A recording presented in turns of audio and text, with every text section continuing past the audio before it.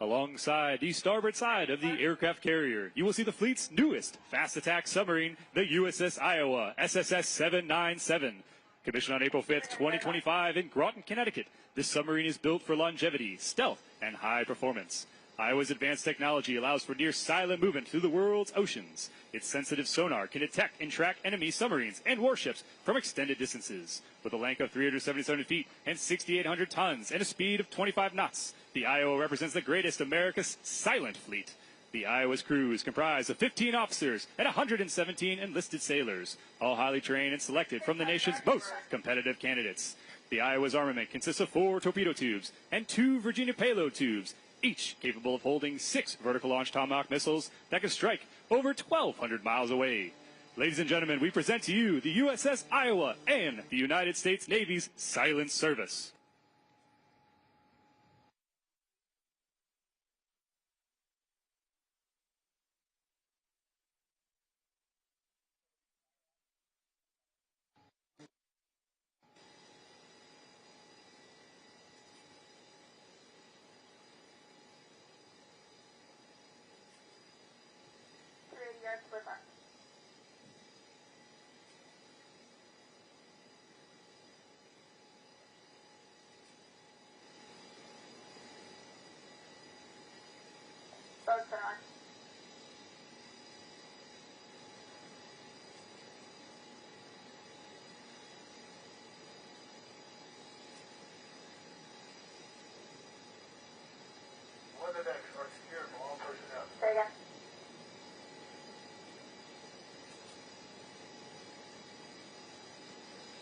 Our next demonstration showcases the impressive firepower capability of the United States Surface Fleet. As you direct your attention to the port side of the ship, you'll see 8 Arleigh-Burke-class guided missile destroyers sailing in formation. The USS Farragut, the USS Donald Cook, the USS Mason, the USS Delbert D. Black, the USS Ross, USS Cole, USS Neitz, USS Gonzalez, and USS Carney. Each of these powerful warships is manned by 320 of America's finest sailors, highly trained, battle-ready warfighters who embody the skill, spirit, and dedication to make the United States Navy the greatest naval force in history. Their seamless teamwork and unwavering commitment delivering precision firepower upon our nation's enemies from the surface of the sea. Aboard the aircraft carrier, the commander of Destroyer Squadron 2-2 operates as the Sea Combatant Commander for the George H.W. Bush Carrier Strike Group. The Desron commander is responsible for directing each of the destroyers under his command to successfully engage in anti-surface and anti-submarine warfare.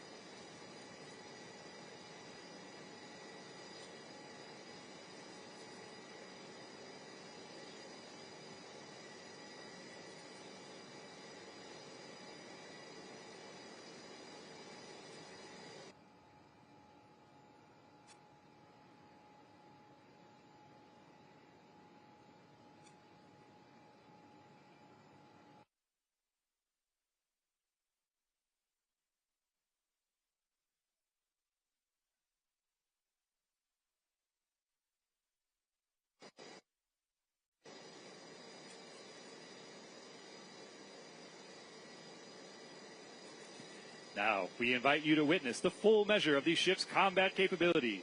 In our first display of firepower, our destroyers will fire the Mark 15 Phalanx close-in weapon system, also known as Sea-Wiz. The Phalanx weapon system provides U.S. Navy ships with an inner layer point defense capability against anti-missiles, low-flying aircraft, UAVs, and high-speed surface craft.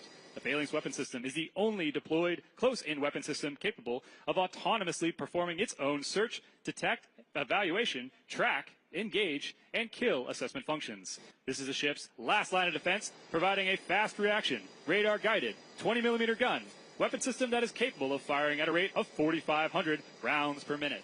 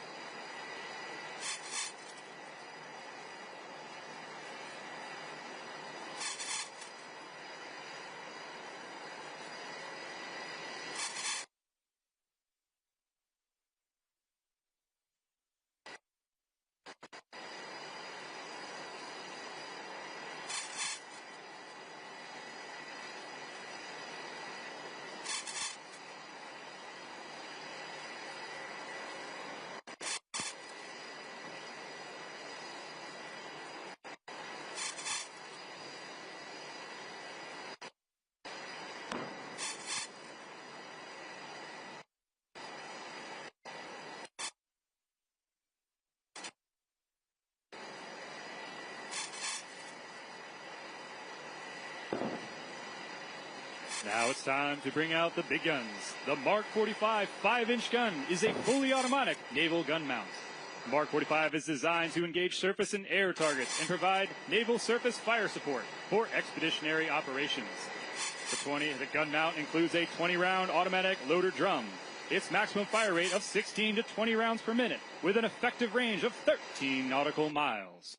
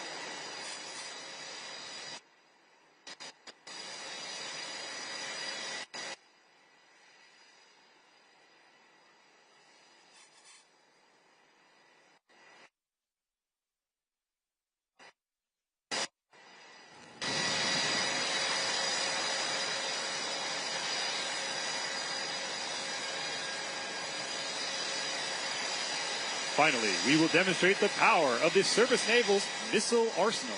The Standard Missile 2, or SM-2, is the U.S. Navy's premier air defense weapon with a range of up to 90 nautical miles. The SM-2 is launched from Mark 41 vertical launch systems.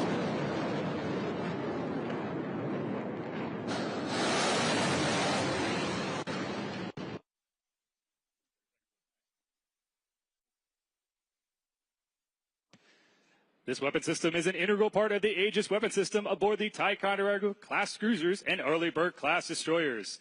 Its primary mission includes fleet area defense and ship self-defense, and is using SEAM-active radar guidance to decisively engage and destroy even the most advanced adversary fighter aircraft. One of our ships in company, the USS Carney, recently fired the SM-2 missile in support of combat operations in the Red Sea. On October 19, 2023, the USS Carney was involved in one of the most intense combat engagements by a U.S. Navy warship since World War II. By the end of what became a 10-hour standoff, Carney had shot down 15 drones and 4 land attack cruise missiles fired by Houthi rebels in Yemen. This marked the most intense combat engagement of the U.S. Navy in years. Ladies and gentlemen, your United States Navy Surface Fleet.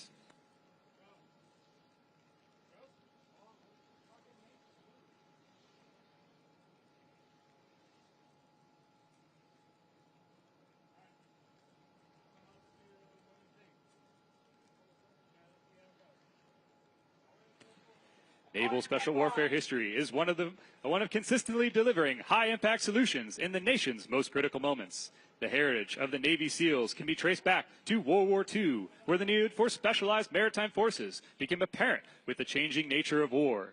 Naval combat demolition units and scouts and raiders were created to conduct covert reconnaissance and landing from beaches and coastal defense. This played a crucial role in maritime amphibious landing operations. These operators directly enabled the success of amphibious operations like D-Day, turning the tides of the war.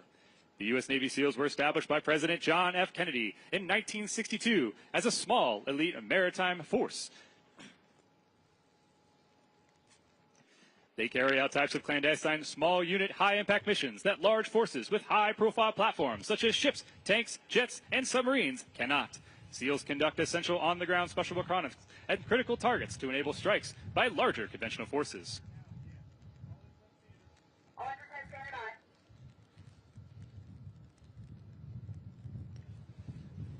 Ladies and gentlemen, what you are witnessing is effective integration and interoperability with varying air and maritime and land components that's critical to the SEAL operations. Today's helicopter assault force is relying on a skilled pilot and a crew of Helicopter Sea Combat Squadron 11 to insert them into a target area via fast rope from an MH-60 Sierra helicopter.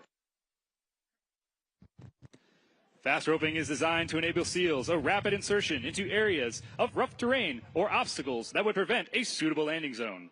The height of the fast rope is dependent on the target area, but can be held up to 90 feet, the equivalent of a 9-story building, with close to 100 pounds of combat equipment aboard each Navy SEAL operator.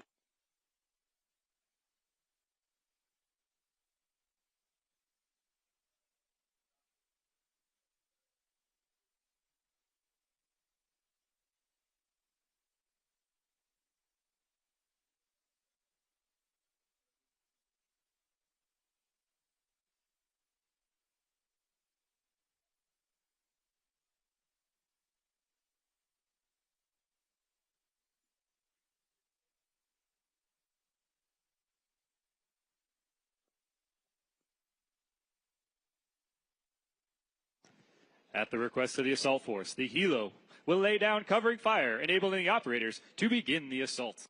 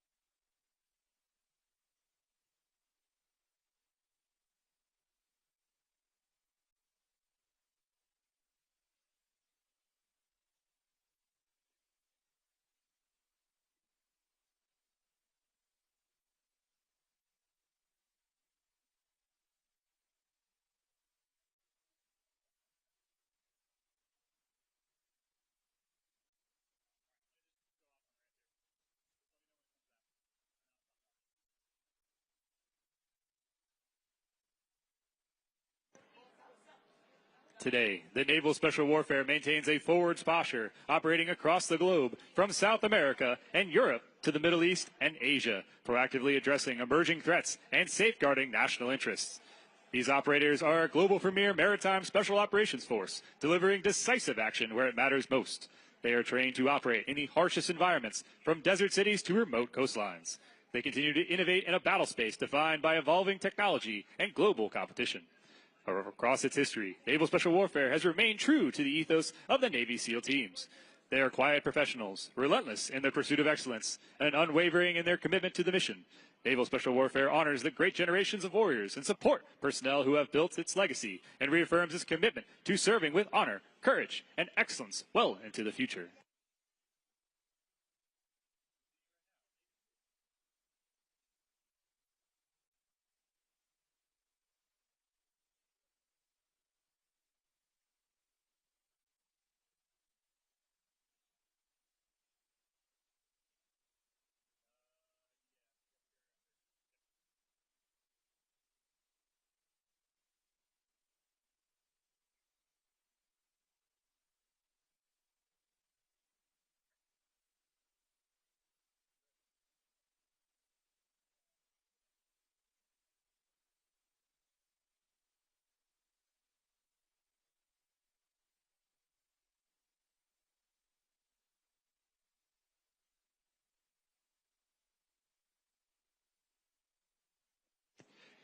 Each Navy SEAL is a force multiplier, a highly skilled warrior capable of operating in remote environments or engaging the enemy in an urban setting.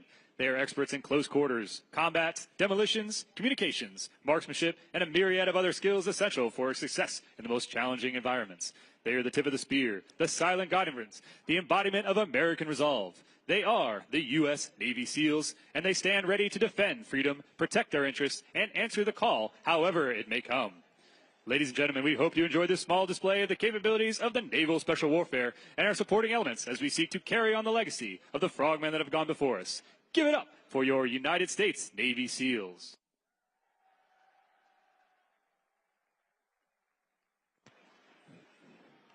During the Second World War, USS San Juancito launched Lieutenant Junior Grade George H.W. Bush and his TBF Avenger torpedo bomber from a vast expanse of the Western Pacific. This helped support 58 critical combat missions. Since this pivotal area, the aircraft carrier has remained an indispensable pillar of America's national security, providing vital roles in the conflicts from Vietnam all the way till recent inherent resolve. Today, our Nimitz-class nuclear-powered aircraft carriers represent the cutting edge of naval aviation technology. These mighty vessels launch aircraft using steam catapults, powerful enough to accelerate a 65,000-pound aircraft from 0 to nearly 200 miles per hour in a mere seconds. This represents an extraordinary feat of engineering and precision. After completing their missions, our pilots execute one of the most challenging maneuvers in aviation, landing aboard a moving ship. Approaching at the precise degrees of 3.5-degree glide slope from approximately 3/4 of a mile, they aim to catch one of the 3 arresting wires that are only 40 feet apart, offering a total landing area of 80 feet.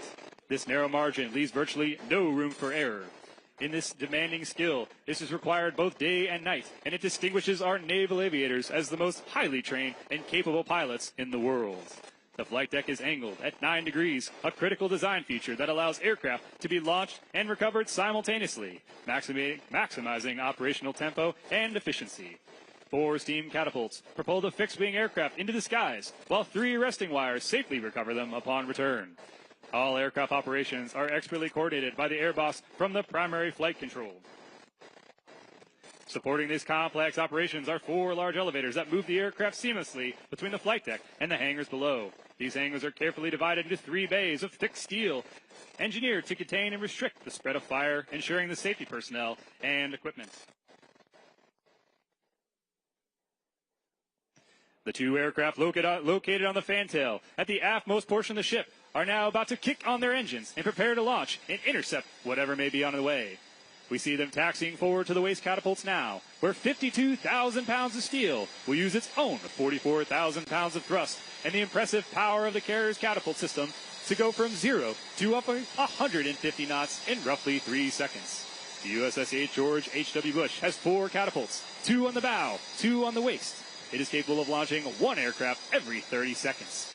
As you will see, the aircraft will taxi up to the catapult, lower the launch bar into a small shuttle. Behind the nose gear will be attached a holdback fitting from the landing gear to the ship. The holdback bar will hold the aircraft as the pilot runs his throttles to full power. When the pilot is ready to launch, they will give a crisp salute, and the catapult officer will then press the button, who will release the launch bar, and away he goes.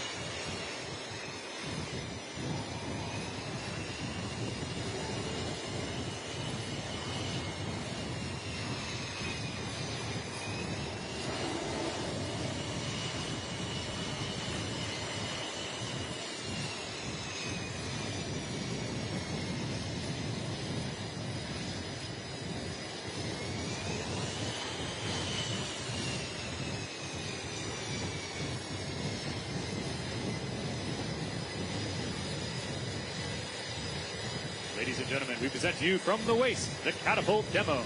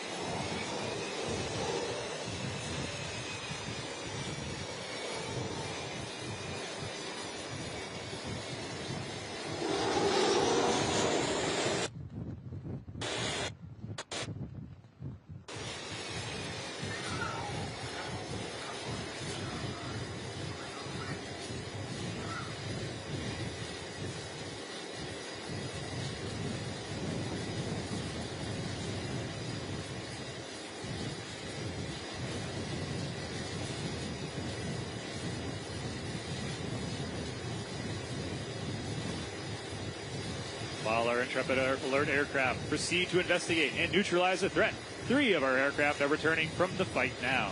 Overhead in the stack, we will recover 1 F-35 Lightning II, 1 F-18 Super Hornet, and 1 E2D Hawkeye.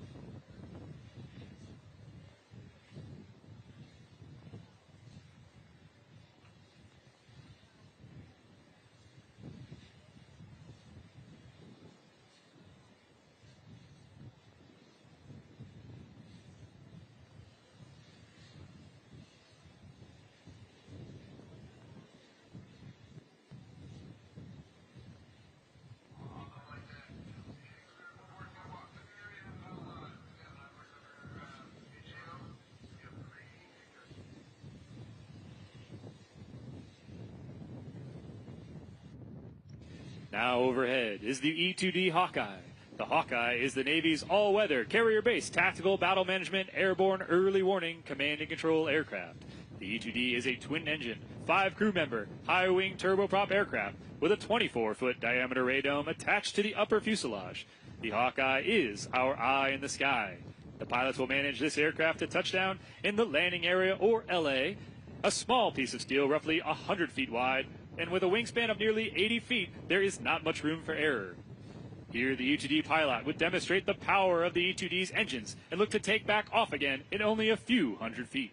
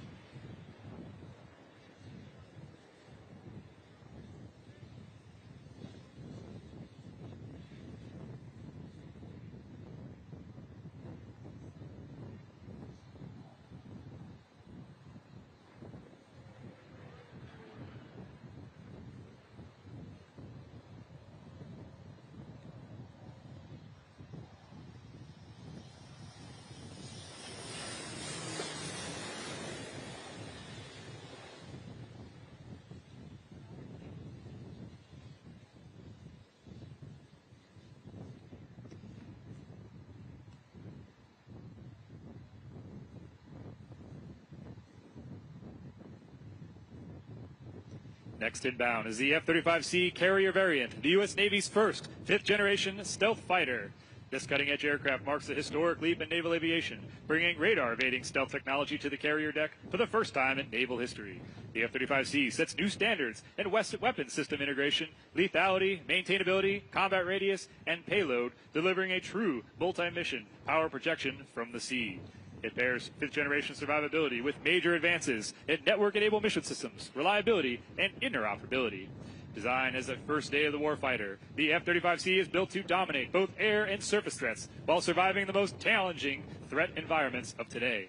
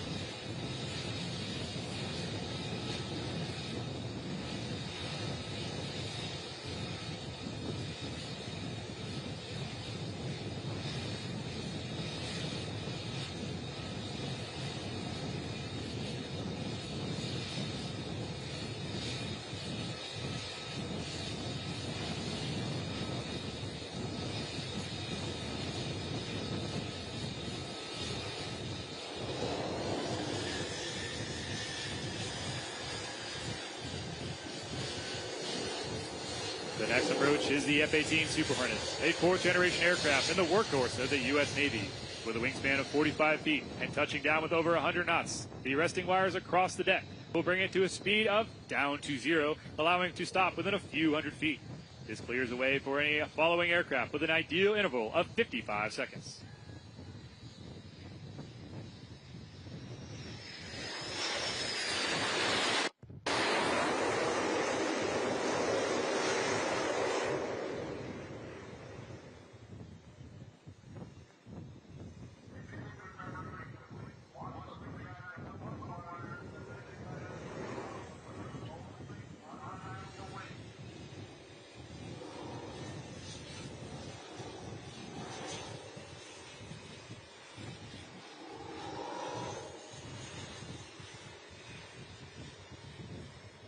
Ladies and gentlemen, we'd like to now recognize the hard-manning women that are working on the flight deck operations to make the flight ops possible on an aircraft carrier. If you look around, you will notice a wide array of different colored jerseys and float coats running around the deck of the carrier.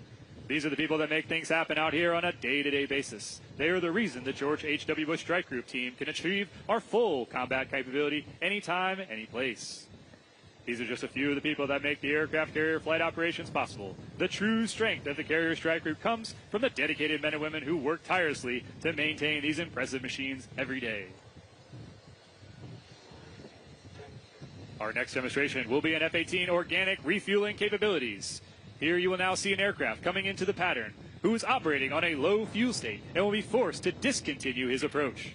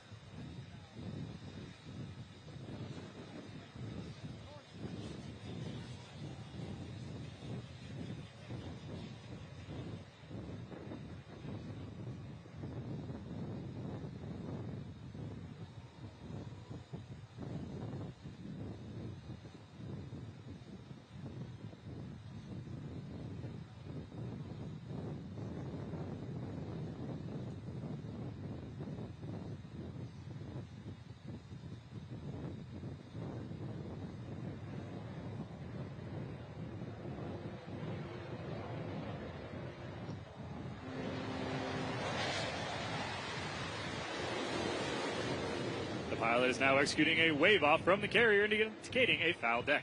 A foul deck means that there is an obstruction in the landing area, and for the safety of those on the deck and the aircraft coming into land, the approach has been aborted. The airborne refueling aircraft has been set to hawk our low-fuel aircraft in the pattern during their attempt to land. Since they were unable to come aboard, they are on low fuel, and it is up to the tanker aircraft to expeditiously join and refuel the aircraft to give it another chance to land.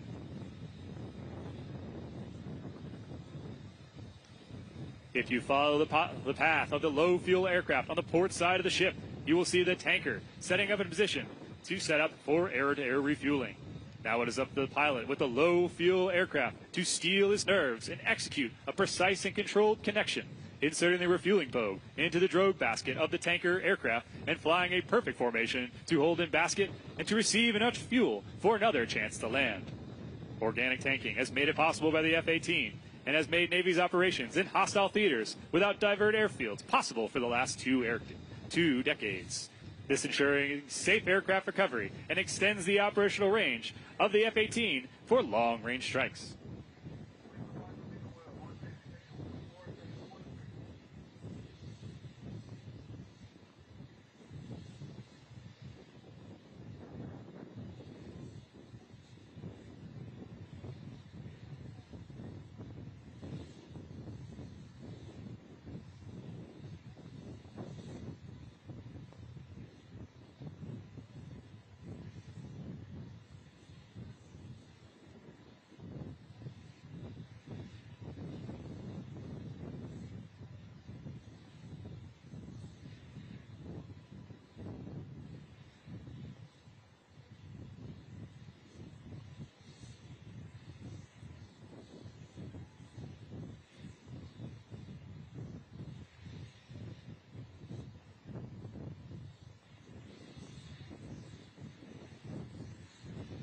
Next, we will witness the two F-35C Lightning II perform basic fighter maneuvers, commonly referred to as dogfighting.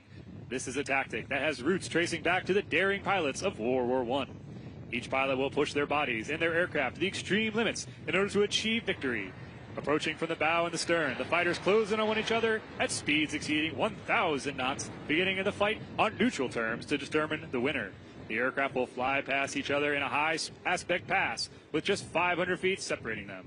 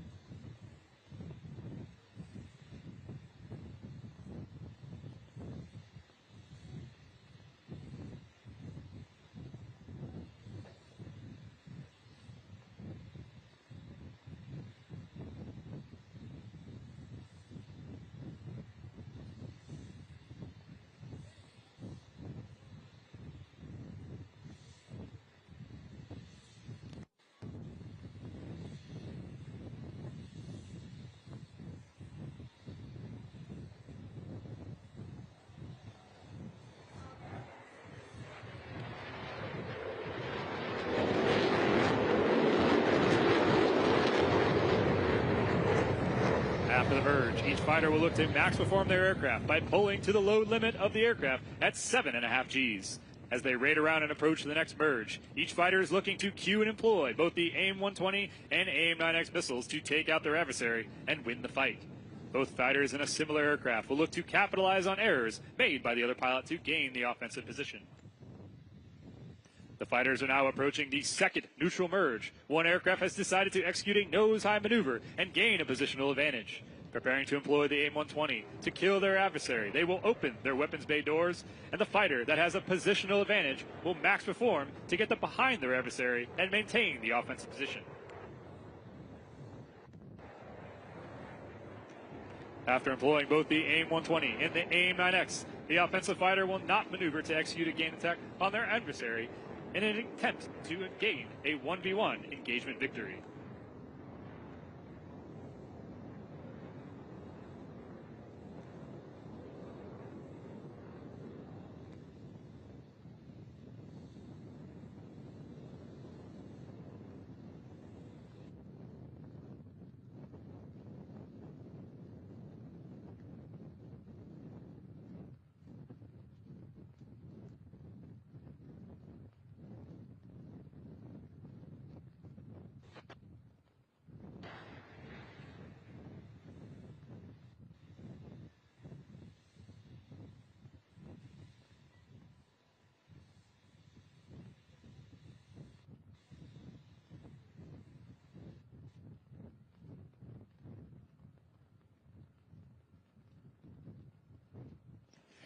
Next, we will see the E2D up close and personal in flight. The E2D is the Navy's premier carrier-borne, airborne early warning asset. It provides impressive radar detection ranges and works alongside the rest of the carrier's troop as the eye in the sky. Maintained atop the fuselage, you can see a large rotating dish. This is a powerful APY-9 radar that allows the E2D to maintain situational awareness to the battle space. It plays a critical role in ensuring the carrier strike group defenses.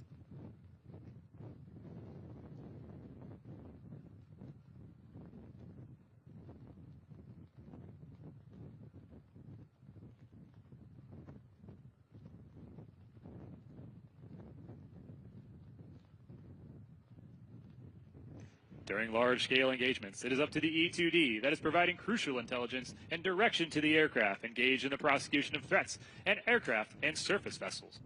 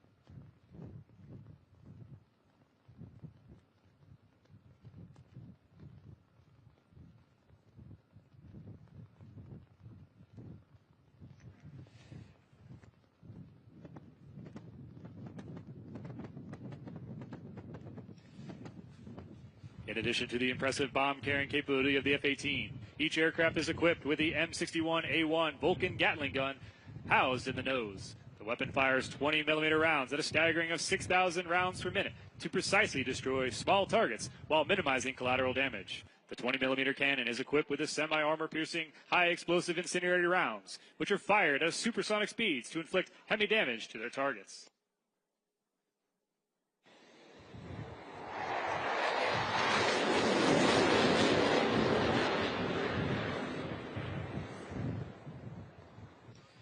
Each aircraft will execute a well-honed strafe pattern, diving at nearly 30 degrees straight at the target and unleashing the Vulcan's firepower in a demonstration of the F-18's ability to prosecute targets even when all bombs are expended.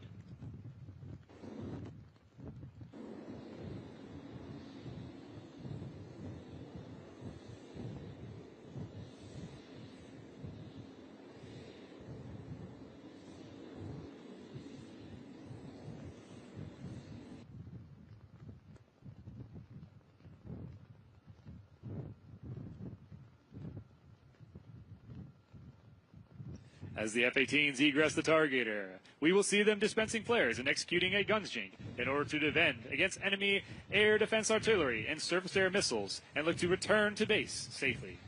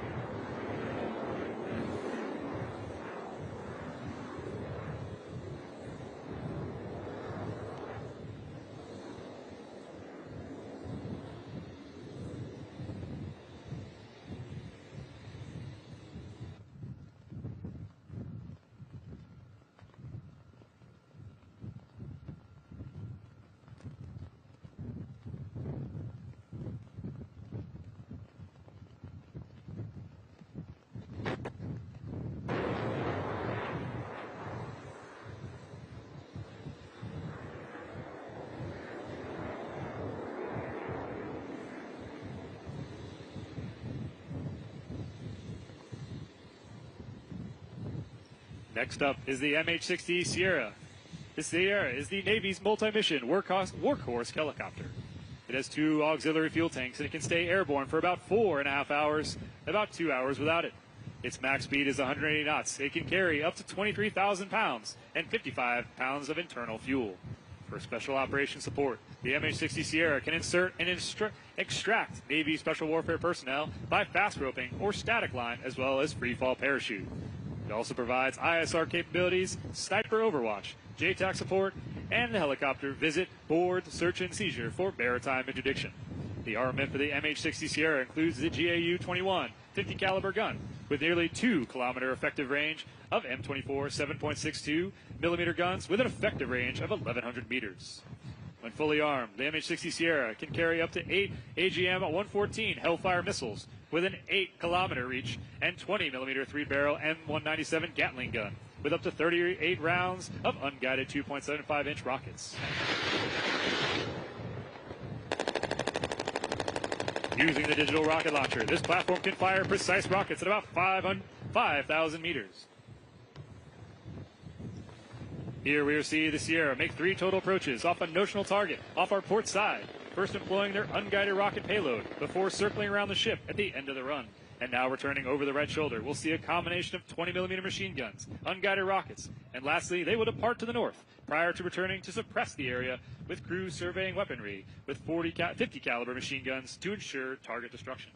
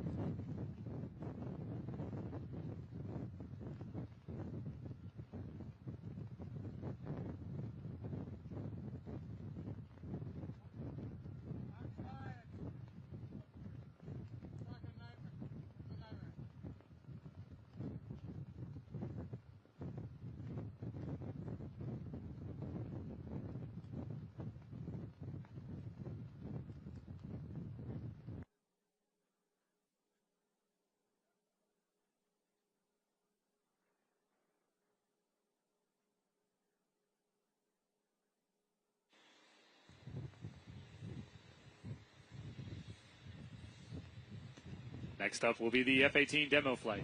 What you are about to witness highlights the mobility, versatility, and power of the most lethal carrier-based strike fighter aircraft in the world, the F-18 Super Hornet, nicknamed the Rhino.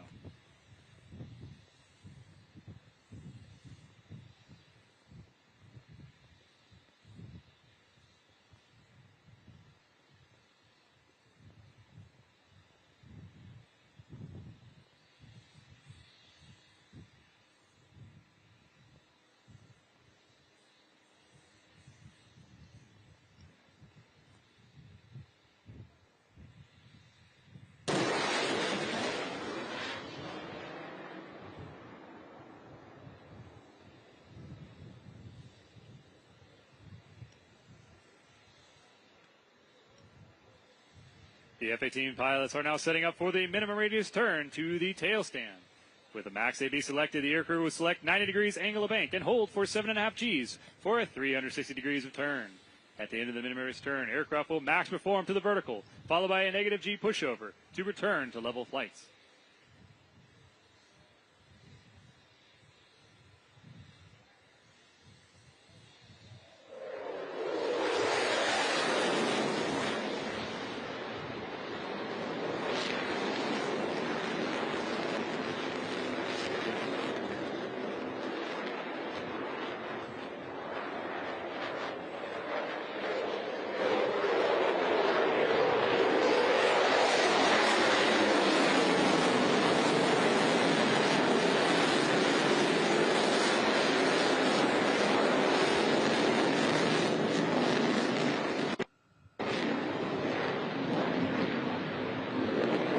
Pilots are now setting up for the square loop.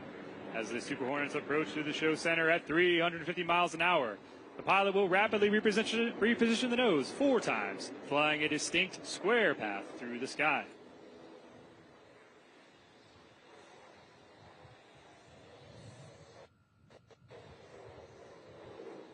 Ladies and gentlemen, from the left, the square loop.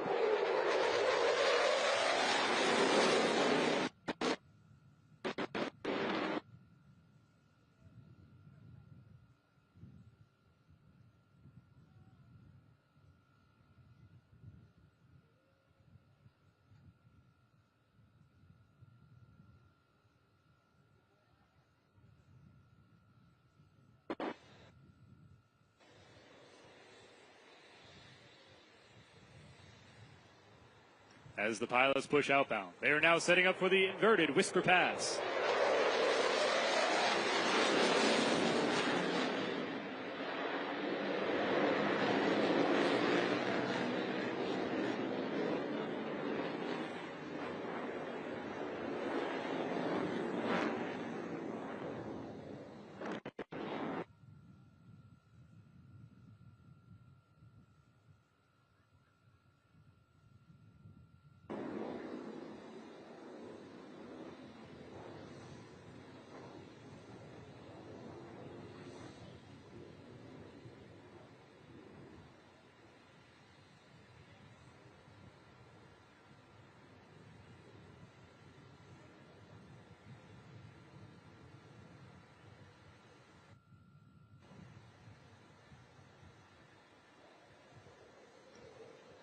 Ladies and gentlemen, make your cameras ready. The F-18 is now setting up for their final maneuver, their photo pass. The aircraft will pass show center at a 90-degree angle of bank and 200 feet and in maximum afterburner.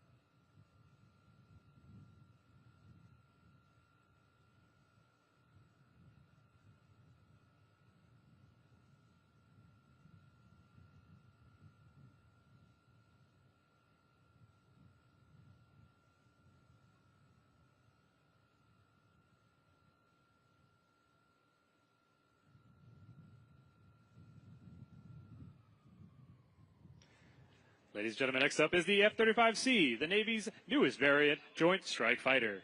It is the only fifth-generation aircraft in the Navy's inventory and combines stealth with sensor fusion. The C model differs from other F-35 variants with its larger wings, increased fuel capacity, added ailerons, and enhanced landing gear, giving it the unique ability to launch and recover from the aircraft carrier at sea. Serving as the pilot today for the demo will be Lieutenant Underdown, call sign BAM, from Virginia Beach, Virginia.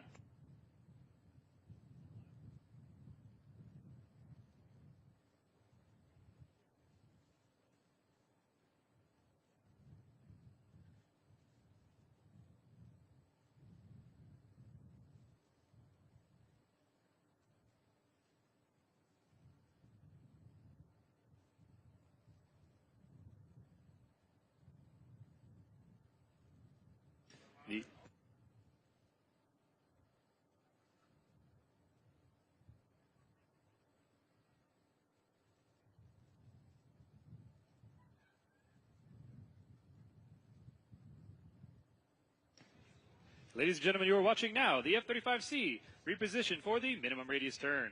As you're watching this, you will see that he was pressed in his seat at 7.5 times the force of gravity. To put that in perspective, during this maneuver, BAM's body weight will feel close to 1,500 pounds. During an aerial dogfight, the F-35C can execute extremely tight turns, giving the ability to rapidly reposition its nose and gain an advantage over the adversary.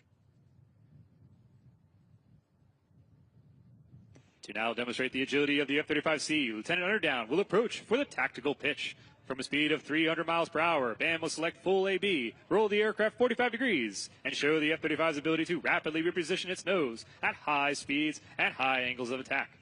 He will then climb in the vertical, demonstrating the power of the Lightning II as he accelerates away from the ground.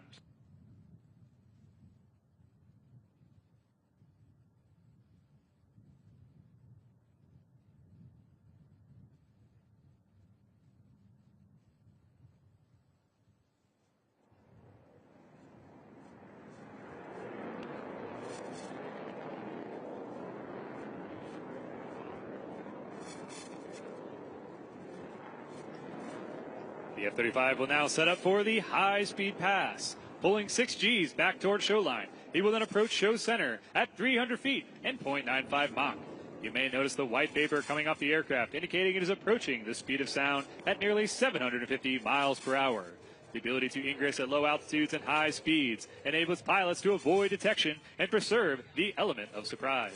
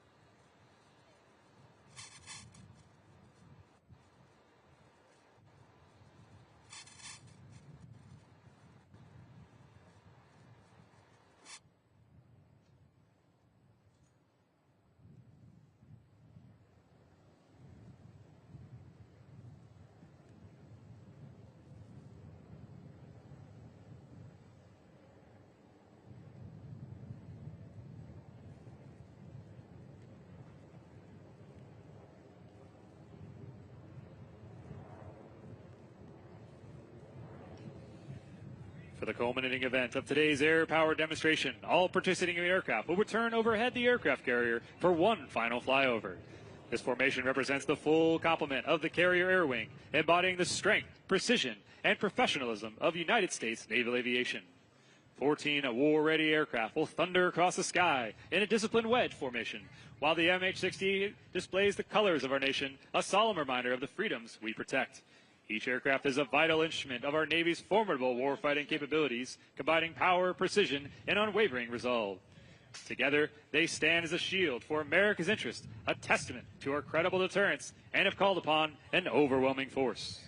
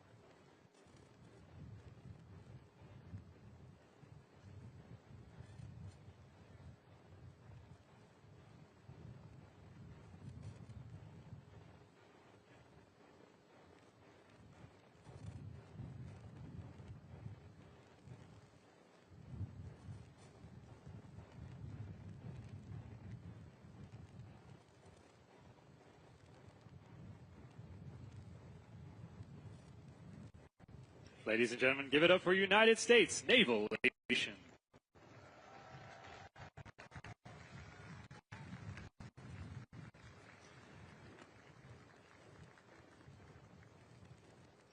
Ladies and gentlemen, as we conclude today's sea power demonstration, we stand united in awe and gratitude for United States Navy, a force forged in the crucible of history and the stalwart defender of American freedom for over 2 centuries. From the daring frigates of the Revolutionary War, which challenged the might of the British Empire, to the steel battleships that secured victory in 2 world wars, from the vigilant silent service of submarines during the Cold War to the swift carrier presence that projects power in today's global arena, the Navy has stood as the unwavering shield of our nation. These waters have been the proving grounds of heroes like John Paul Jones, whose legendary resolve declared, "I have not yet begun to fight." They echo with great valor of the Great White Fleet that carried America's message of strength and diplomacy throughout the globe. They remembered the sacrifice at Midway and Leyte Gulf, where fate and freedom was decided in the open seas and the skies above.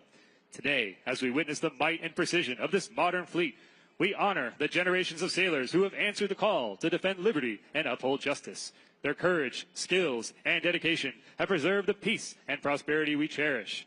To the men and women of the United States Navy, you are the inheritors of this proud legacy, the embodiment of America's promise to stand vigilant and strong against our nation's enemies. We salute your unwavering commitment, your honor, and your sacrifice. May your sails always catch the winds of victory. May your watch be ever steadfast, and may God bless the United States Navy and the United States of America.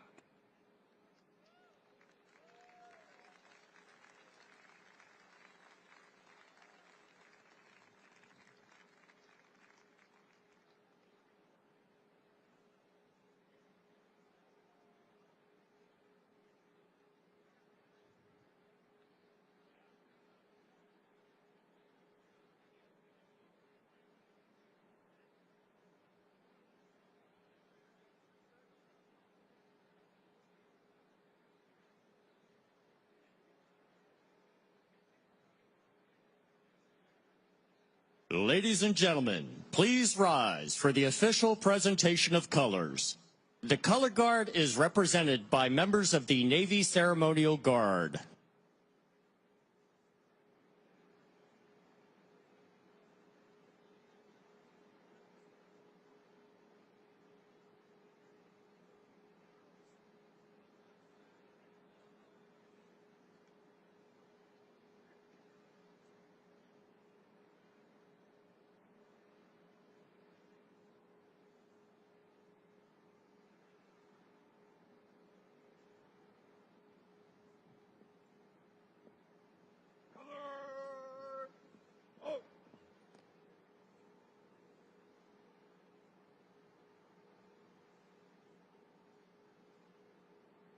Ladies and gentlemen, please remain standing for today's invocation, followed by the national anthem.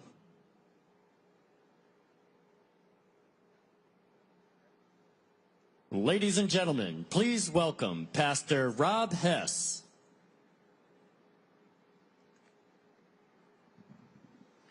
Let us pray. O God, creator and sustainer of life upon the seas, as we gather today on this historic 250th birthday, as one force and of one voice, we remember and we celebrate both our storied past and our proud heritage. With the origins of the Navy predating our independence, our Continental Congress knew that a fleet of sufficient force was necessary for protection of our colonies and even for freedom itself. With your hands and through your vessels, our Navy was born as a force for good. Today, we celebrate one another, sailors and Marines who are the lifeblood of our force and the heart of our birthday celebration. And we are deeply grateful for all our shipmates, past and present, who have thrown themselves upon the sea again and again in the service of our great country and the finest, most powerful Navy and Marine Corps the world has ever seen. May you fill this space now with your divine presence and power as we commemorate this momentous occasion together. May you gird us with toughness and discipline as warfighters, even as we work diligently to deter and passionately to preserve peace through strength. May you make us ready and resilient when the call of duty comes, as protectors of our nation and guarantors of freedom on the seas. And may you forevermore watch over and bless those who serve upon the sea, above the sea, and under the sea, as we sail towards a bold future together. Amen. Ladies and gentlemen, please welcome Rabbi Jonathan Warren.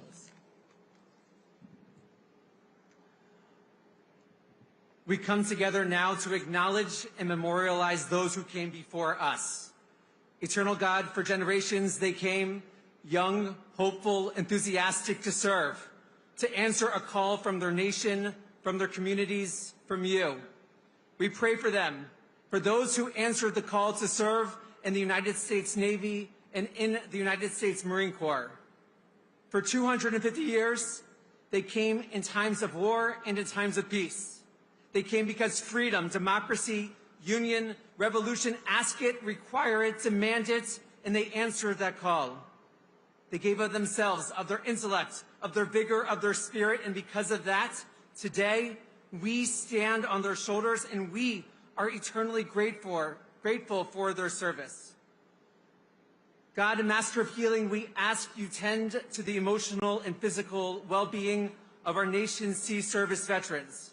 May they never feel forgotten by those whose liberty they have so steadfast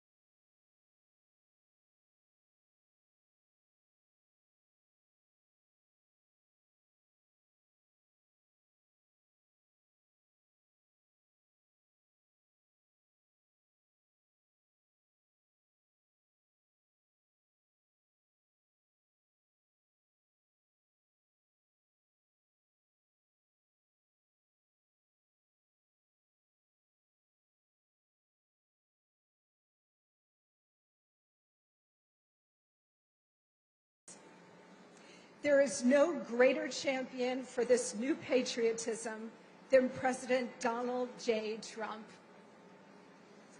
I am so honored to be part of our national birthday party and to join with all of you in welcoming our exceptional Commander-in-Chief here today with the kind of tremendous reception he so greatly deserves.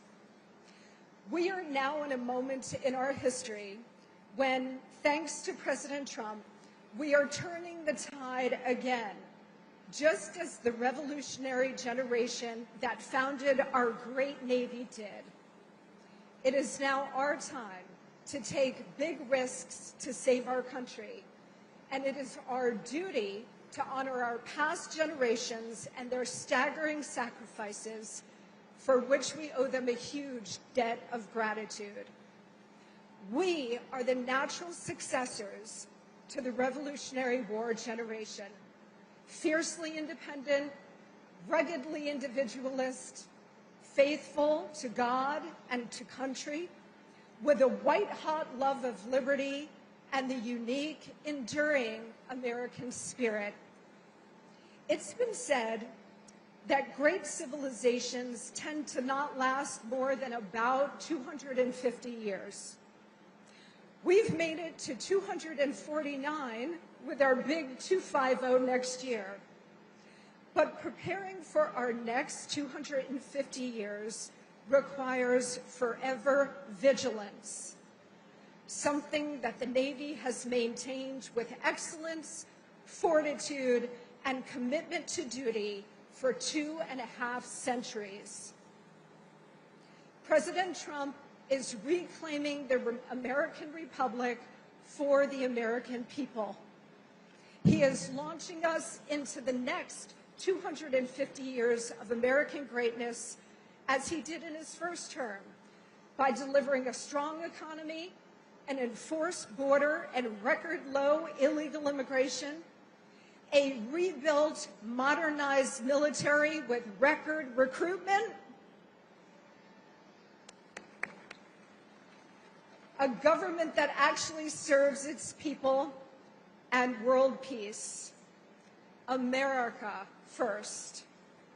Next year's momentous celebration will be thanks to his leadership in activating a national and worldwide celebration of America's 250th birthday. We are preparing to honor and celebrate our nation's history in unforgettable ways, from our military anniversaries, as we're doing here today, to a majestic flotilla of tall ships from around the world, to many other really big surprises. We know that this celebration will have a truly global impact, showcasing American power and leadership while promoting a future of peace and prosperity. America's 250th is so much more than just a date on the calendar. This moment will inspire a new era of American greatness. Not only will this be the most monumental and exciting celebration in American history, but it will spark a shared vision for America's future. And Lord knows we need that. Thanks to the Trump administration, next Independence Day will be a once or twice in a lifetime moment of sparkling American grandeur and patriotism. This is the new golden age. And with God's help, we will make America even greater over the next 250 years. And it's all made possible by the unmatched force of the United States Navy and the innumerable sacrifices of every man and woman who has put on the naval uniform. We owe so much of America's independence on July 4th, 1776, to the birth of the Navy on October 13th, 1775. Today, our hearts are filled with gratitude and pride for you, the men and women of the United States Navy, and your indispensable role in securing the first 250 and the next 250 years of American greatness. Happy birthday, U.S. Navy. Because of you, we continue to be the beacon of hope, a citadel of liberty, and a light in the darkness. Thank you. God bless you. God bless our Commander-in-Chief, and may God continue to bless the United States of America.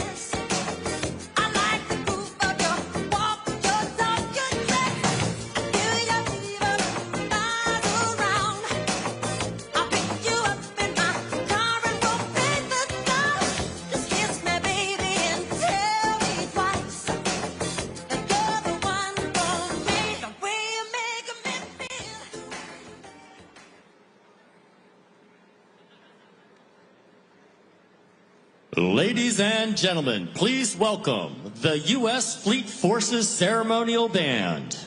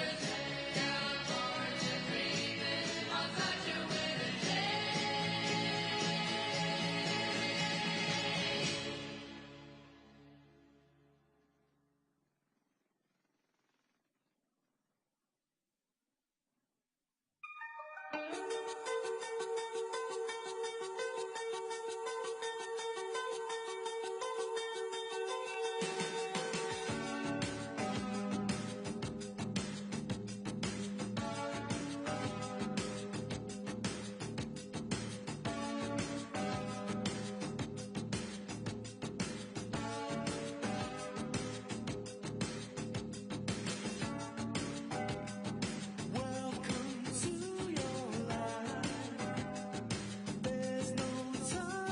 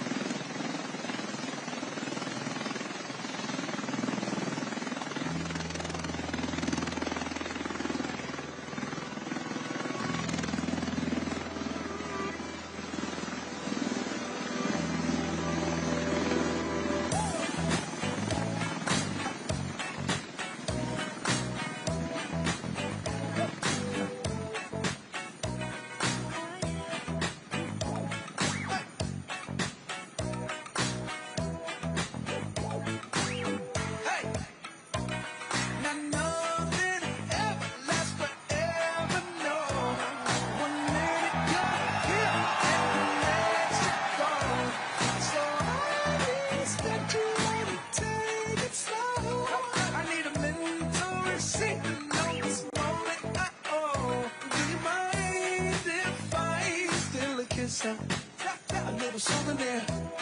Can I steal it from you to memorize the way you shock me, the way you move it here? Just wanna feel it from you. Hey, Don't be afraid to catch fish. Ride your cup and chase thrills.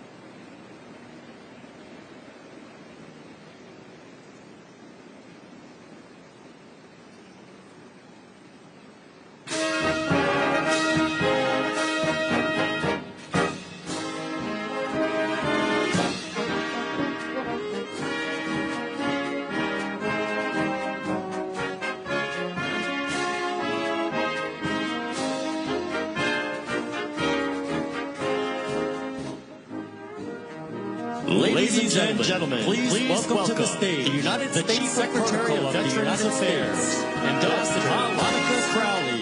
Ladies and gentlemen.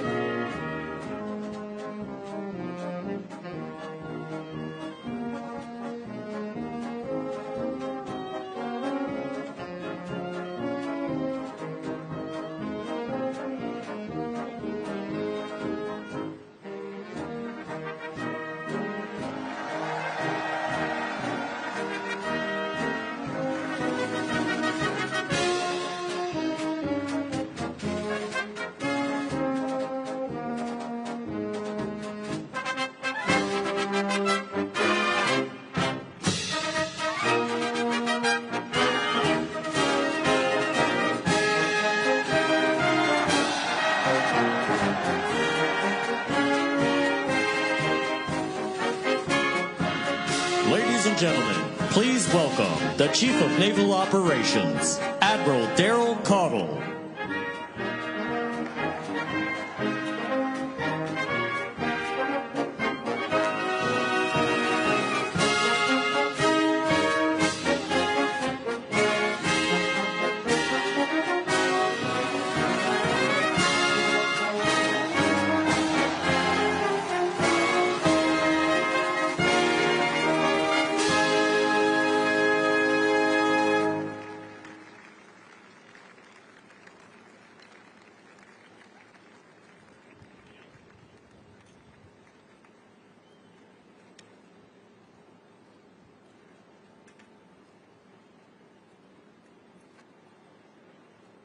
Ladies and gentlemen, please welcome to the stage the United States Secretary of the Navy, John Phelan.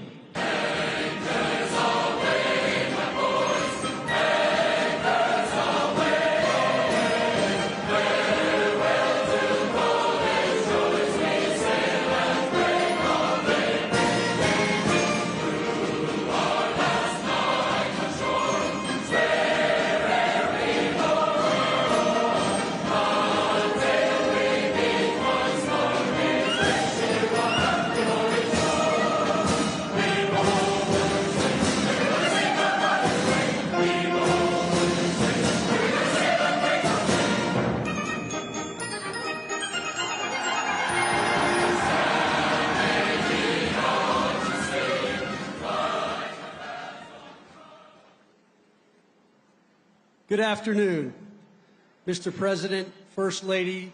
As always, it's great to see you. Mr. President, thank you for your leadership and support of our nation's armed forces. Secretary of War, thank you for your leadership in restoring our focus on the warfighter ethos. Secretary of Veteran Affairs, great to see you today, and thank you for all you do to support our Navy and Marine Corps veterans. CNO, Navy leaders, thank you for ensuring that our Navy and Marine Corps remains the preeminent maritime naval force. Governor, Lieutenant Governor, and members of Congress, thank you for being here today. After seeing today's display of naval power and standing on this pier surrounded by sailors, Marines, family members, and patriotic Americans, all I can say is that was damn impressive. Come on, give them a hand.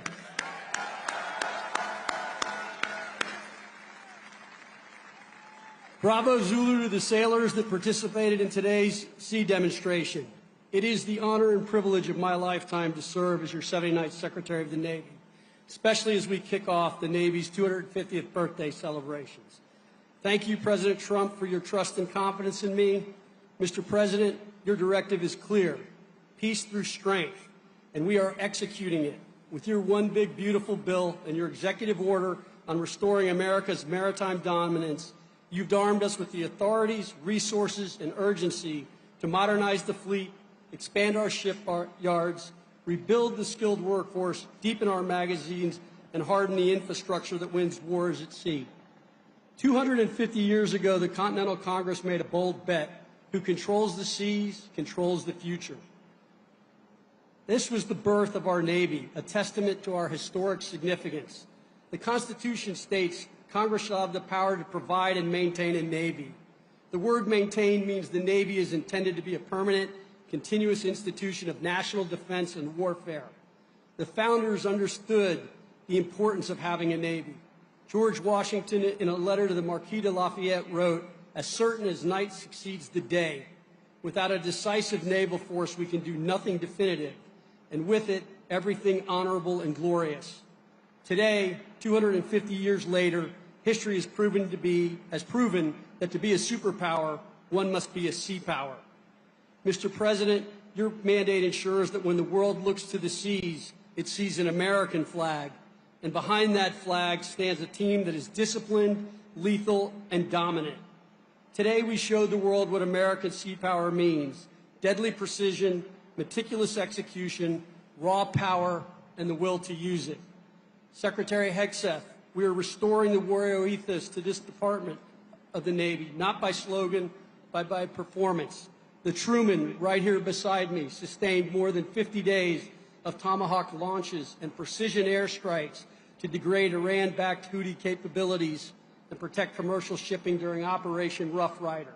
There are many, many missions that we are operating and executing on very well, including choking off cartel cash flows. Between Operation Atlantic and Pacific Watch, we've seized over 450 metric tons of cocaine worth more than $11 billion.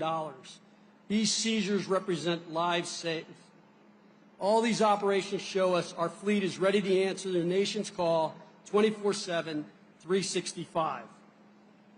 The remarkable success is a testament to the bold vision of President Trump, whose leadership has ignited a renewed sense of patriotism, inserting more Americans to serve. I'm happy to say the Navy broke its recruiting record 4 months early, so help is on the way for the high operating tempo you've been living through. To our Marines standing in the line with us, your grit and discipline give us a fighting force no adversary can match. Warfighters, you are the backbone of this maritime strength, keeping our nation safe and secure and prosperous. You prove every day freedom isn't free.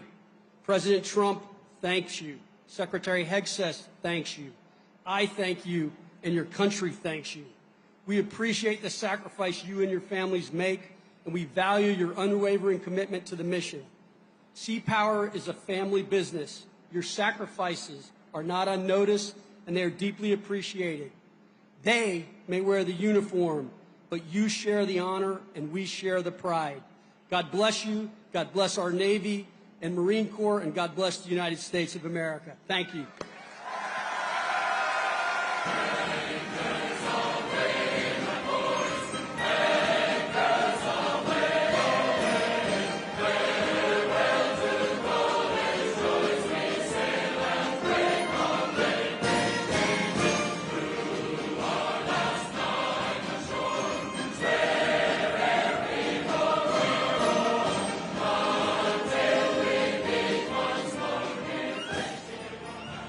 I am a real American, fight for the rights of every man. I am a real American, fight for what's right, fight for your life.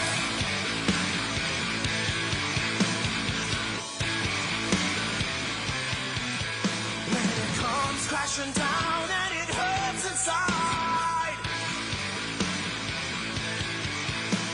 you gotta take a stand, it don't hurt to hide. If you hurt my friends, then you hurt my pride. I gotta be a man, I can't let it slide. I am a real American, fight for the rights of every man. I am a real American, fight for what's right, fight for your life.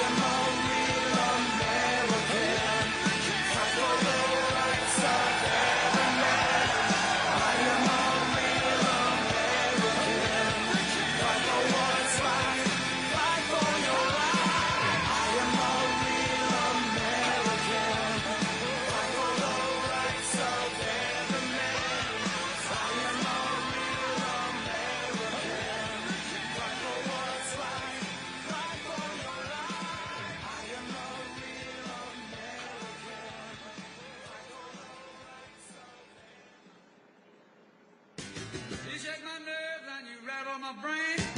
Too much love drives a man insane. You broke my will, oh, what a thrill. Goodness, your records and quitting balls of fire. I let you love all I thought it was funny. You came along and you moved, now honey, I changed my mind, love is fine. Goodness gracious, quitting balls of fire. You kiss me, baby. Ooh, it feels good. Hold me, baby. Girl, just let me love you like a lover should. You're fine, so kind. I'm gonna love this world that you're mine, mine, mine, mine. I took my nails and I put on my thumb. I'm real nervous, but it sure is fun. Come on, baby, you drive me crazy. The goodness gracious, whipping balls of fire.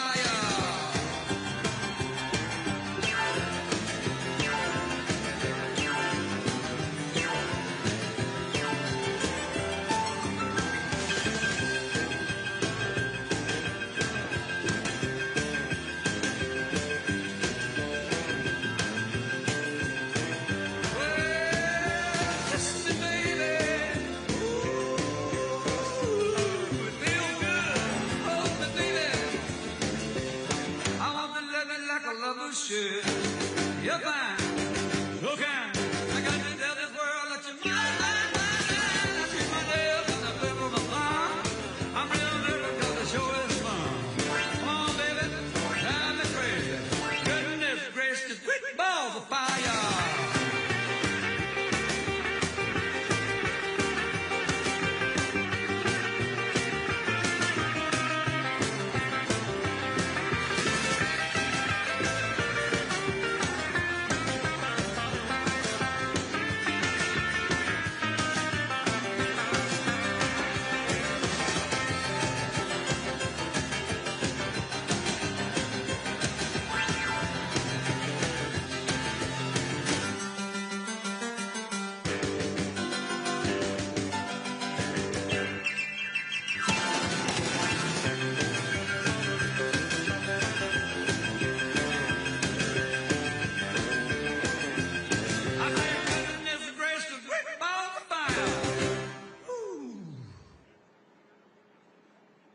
Ladies and gentlemen, please welcome to the stage the United States Secretary of War, Pete Hegseth.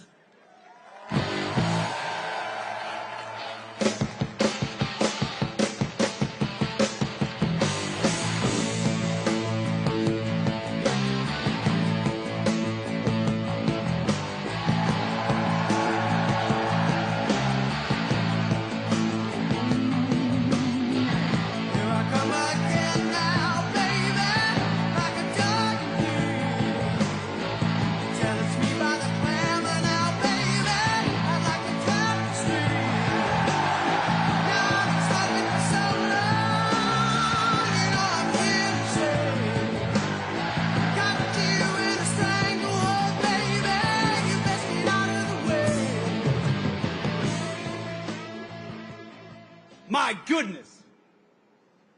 Well, good afternoon. How we doing, sailors?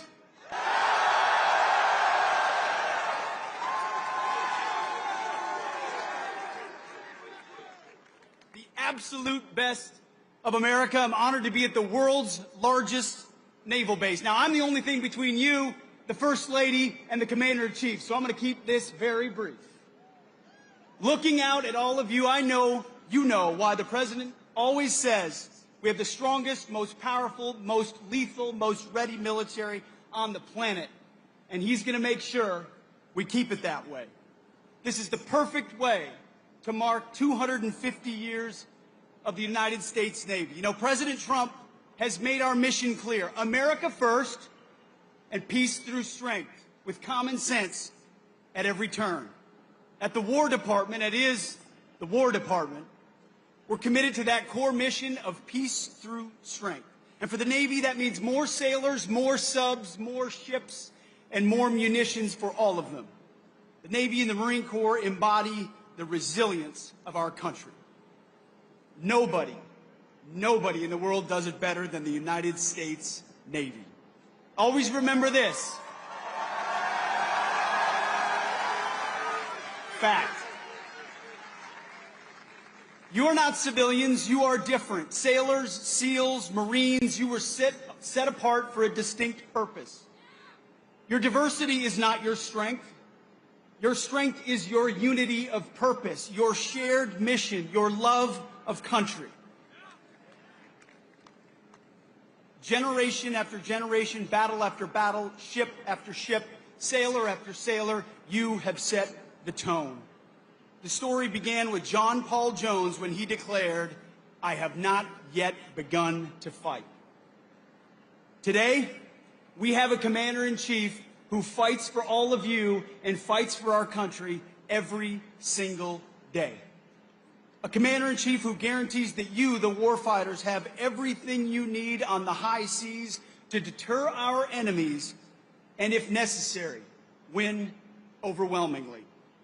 We have a president who appreciates your dedication. He appreciates your service, your sacrifice, and that of your family as well. And as I always tell every service member, every sailor I see, he has your back. So warfighters, on behalf of everyone at the Department of War, thank you. Thank you for your commitment to America's Navy. You stand the watch 250 years later. God bless you. And may God bless our great republic. Godspeed. Thank you.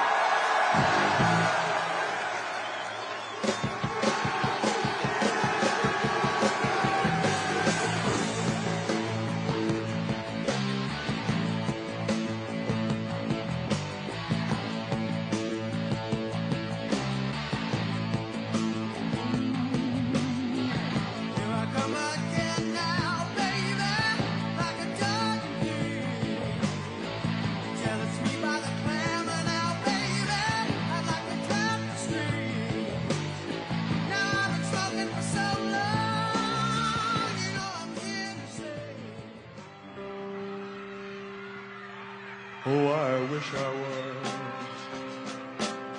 in the land of cotton.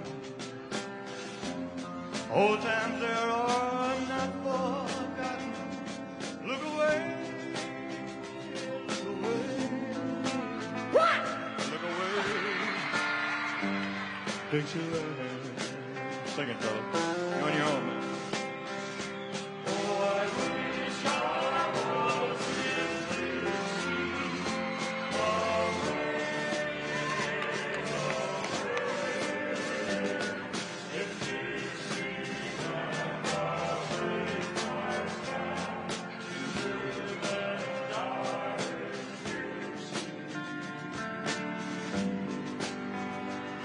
For Dixieland,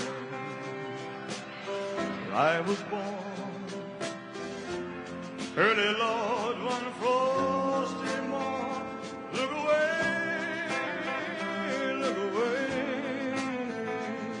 look away, Dixieland.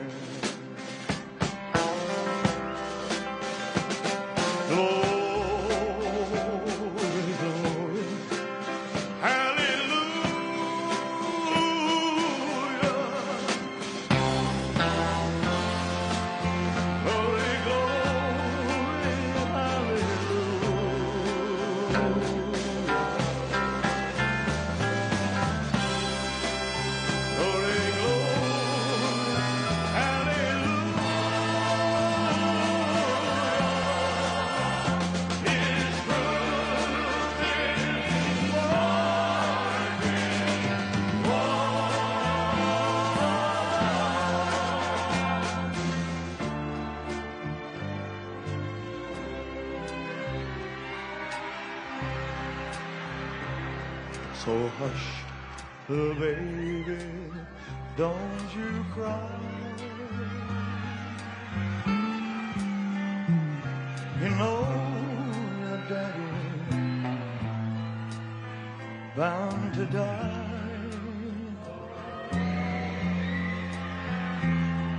but all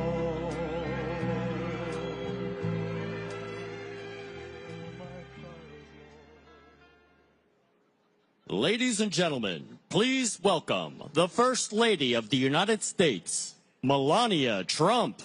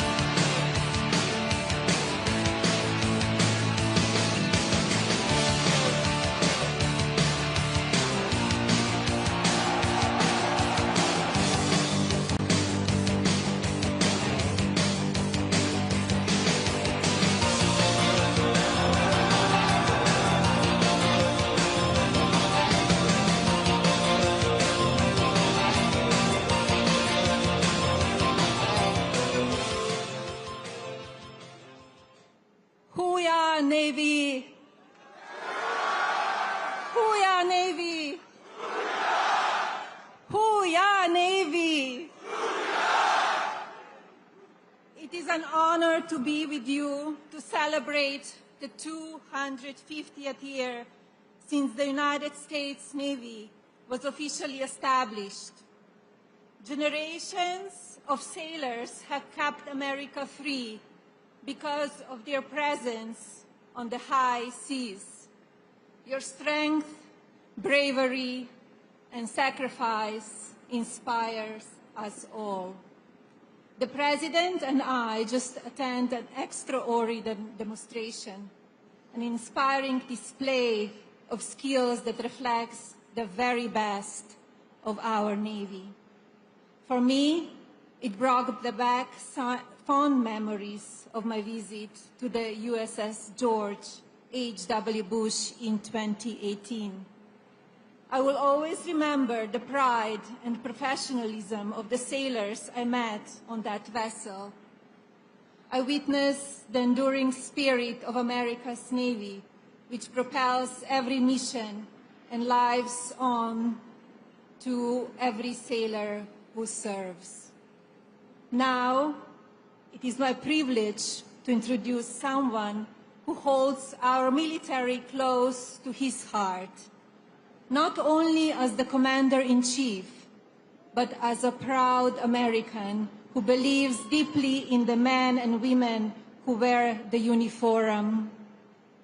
Please join me in welcoming my husband, the 45th and 47th President of the United States, Donald J. Trump.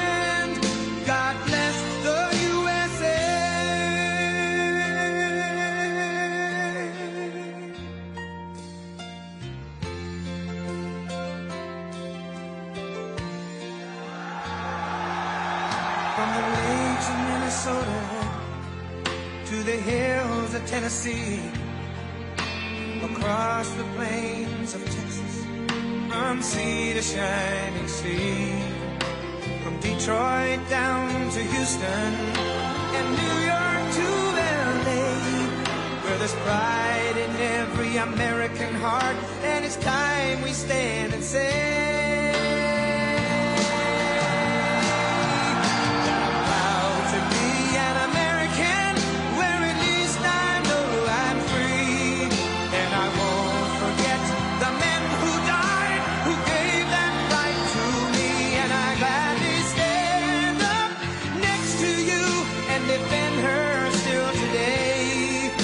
there ain't no doubt I love this land.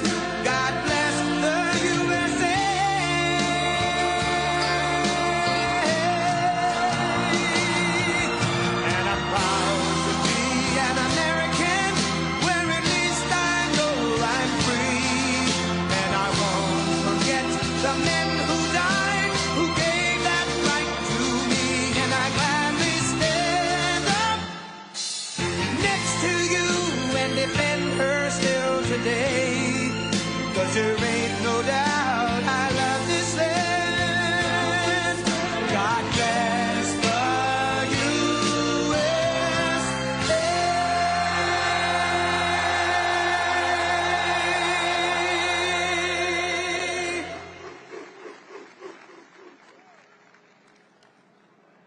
God bless the United States Navy.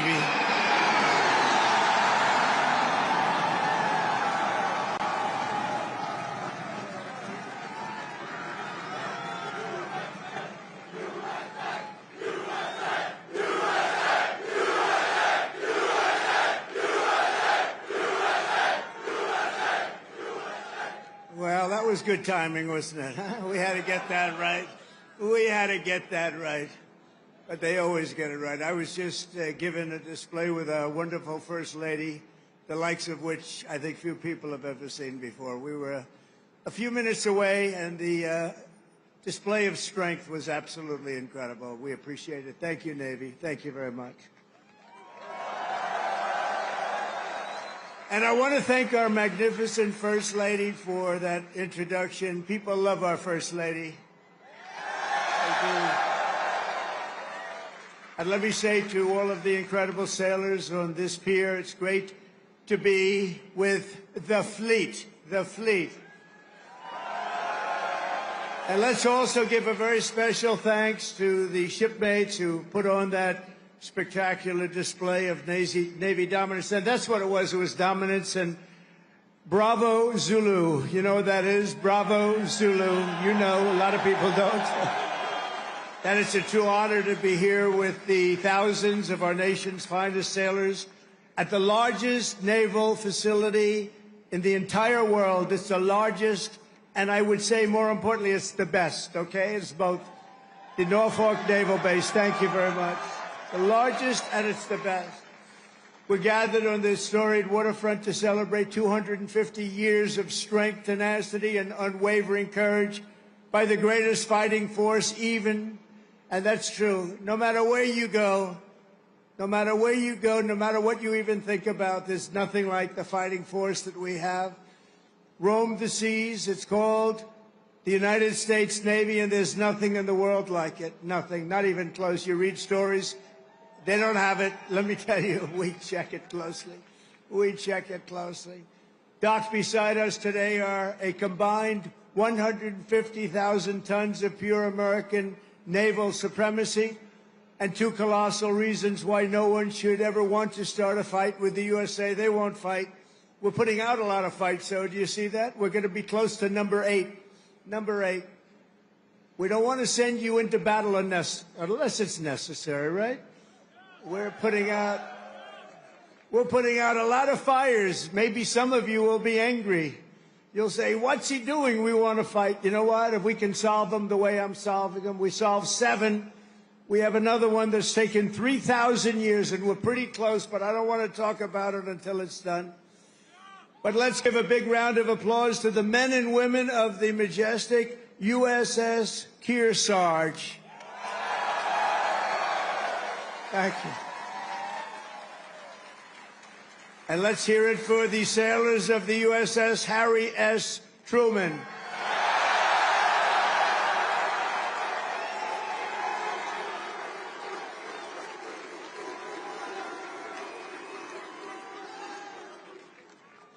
Those who call this carrier home live by a motto that captures the spirit of America's Navy.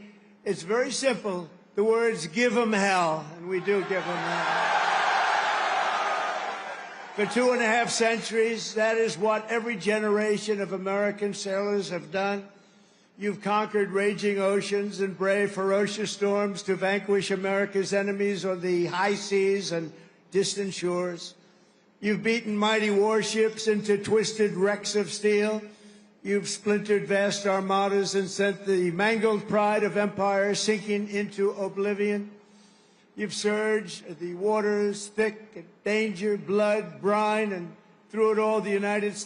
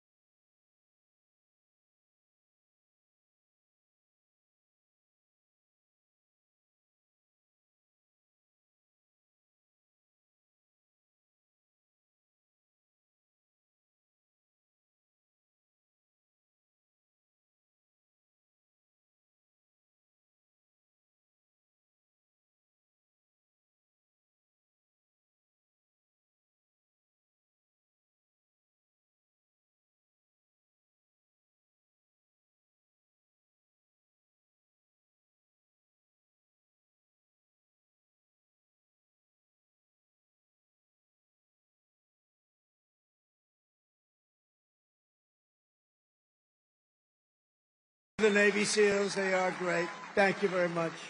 Incredible people. And of course, our enemies have learned to dread that special cast of warriors who have charged forward almost everywhere America has seized a stronghold or stormed a beachhead.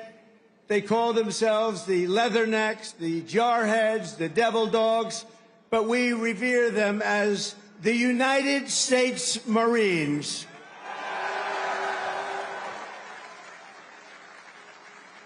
Incredible people. Incredible people. With us today are some of those who have led these exceptional men and women. They've led them like nobody else. And I'll tell you, a person I'm very, very proud of. He has stepped up and he's hitting home run after home run. They love him. I want to introduce again a man who's just exceptional. I'm so happy with this choice. Secretary of War, Pete Hegseth. Thank you, Pete. Doing a job. I said, Pete, what do you think? You know, we used to call it Secretary of War, the Department of War, the War Department. Now we call it Defense. And I don't know, would you ever want to, you know, we won World War I. We won World War II. We won everything in between. We won everything before. And all of a sudden they decide to change the name. They went woke then, too, you know. Woke is a long-term word. I said, what do you think about changing it to the Department of War? He said, I love it, sir. And that was about the end of it, right? That was the end of it. Thank you, Pete. Great job. He's a great leader. Also, Secretary of the Navy, a very, very successful man. He gave it all up to do this. And we're designing more ships. We have more ships being built shortly. We're going to have more great ships being built than we've ever had being built in the history of the Navy. John Phelan. John, thank you. Great job, John. He made a lot of money in the private sector, and I said, you want to do this, John? We need a lot of ships, and we need them fast. And he said, I want to do it. He gave up a lot, gave up everything to do this. But he's loving it, and he's doing a fantastic job. Chief of Naval Operations, Admiral Darrell Caudle. Admiral, thank you. Great job. Rear Admiral Gavin Duff.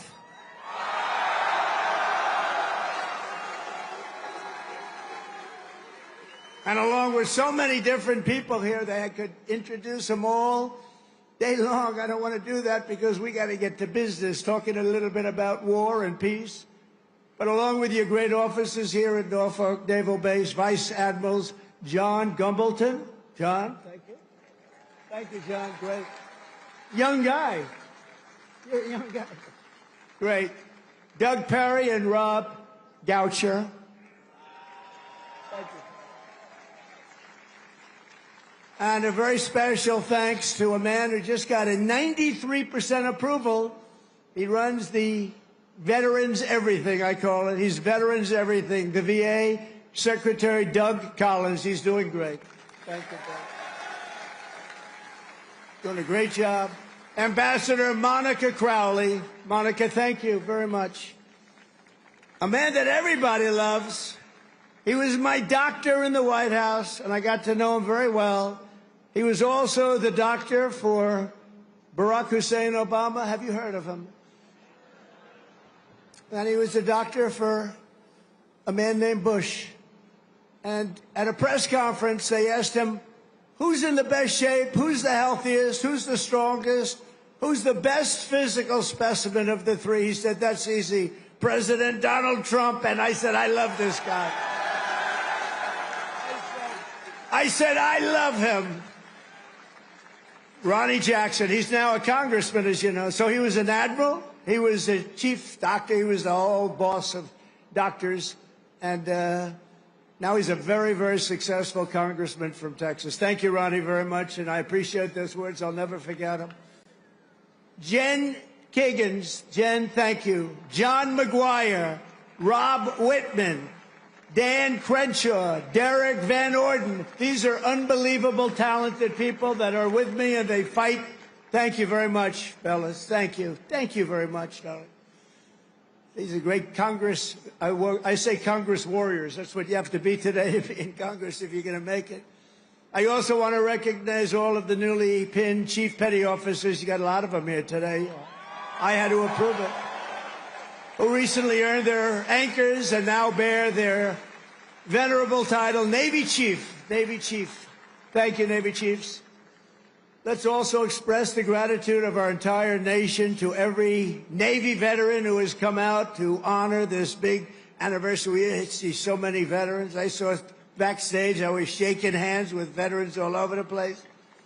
And they are great. And they're respected and they're loved. Thank you very much. Stand up if you'd like. Thank you very much.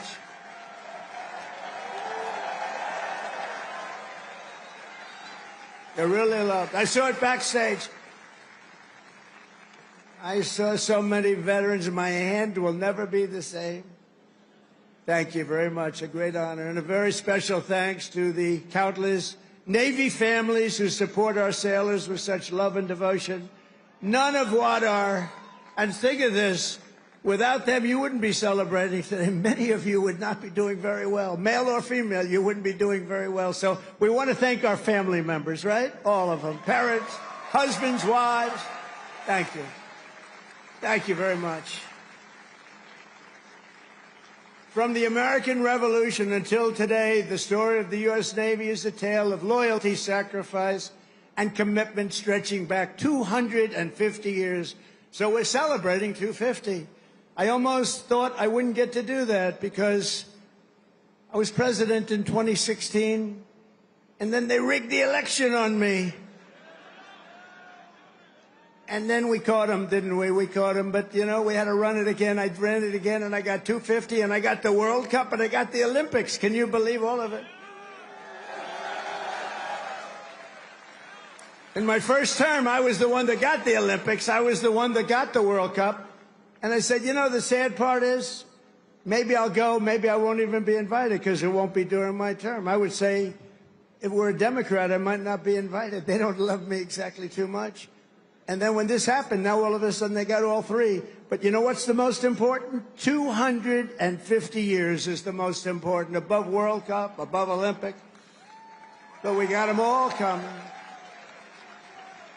And on June 14th, next year, we're going to have a big UFC fight at the White House, right at the White House, on the grounds of the White House.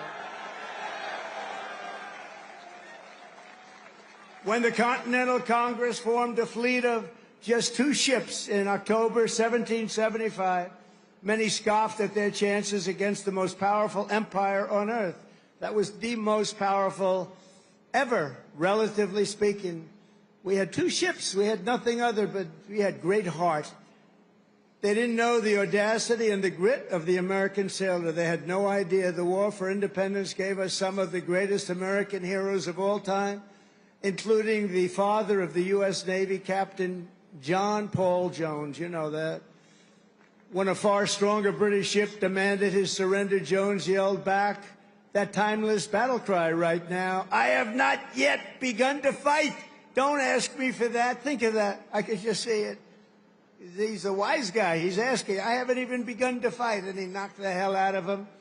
In the War of 1812, Captain James Lawrence shouted his final words to his crew as blood streamed down from his mortal wounds. "Fight her till she sinks," he yelled. "Don't give up the ship.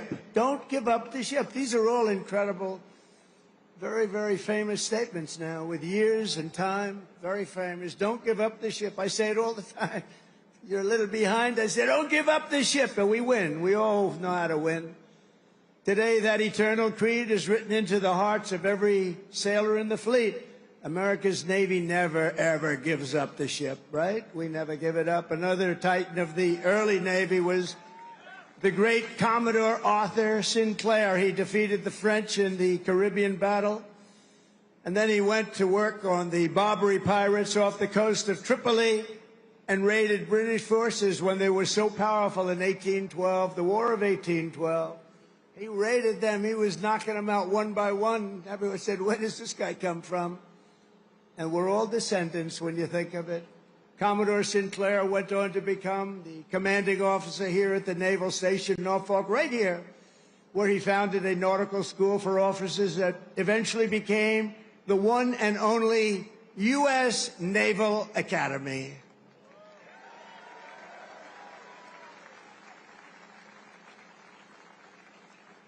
And I'm going to be at your Army-Navy game this year. Who am I going to root for, huh? You may be surprised. It's going to be great. We're going to be here. Generations of the Commodore's descendants have forged their own towering legacies of service in the Navy, and we're joined today by his fifth great-grandson, Commander Link Mustin. Where is Mustin? Commander Mustin, where are you? He's here. Wow, look at this handsome guy. That's good genetics. He's got good genes. Thank you very much. Commander, thank you for continuing a family tradition that has endured for 2.5 centuries. Can you believe that, huh? I wonder if they were as good looking as you. I doubt it. You just got better with age, right? Congratulations. Is that young man your boy? Wow. He beat you. They beat you.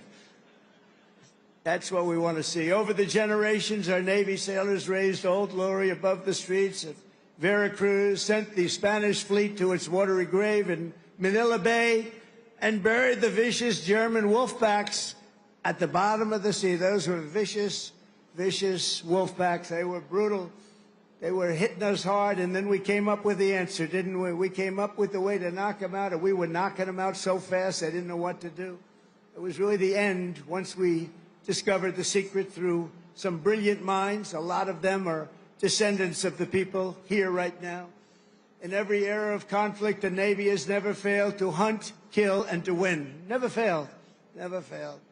In World War II, Admiral Bull Halsey's motto, hit hard, hit fast, hit often, and that is exactly what the sailors do. One of those warriors was Submarine Commander Eugene Fluke, who sent more Japanese tonnage to the ocean floor than any other man in history. I don't like to talk about it too much now. You know, they've been a nice ally, but anybody from Japan here right now? We'll get off the subject immediately.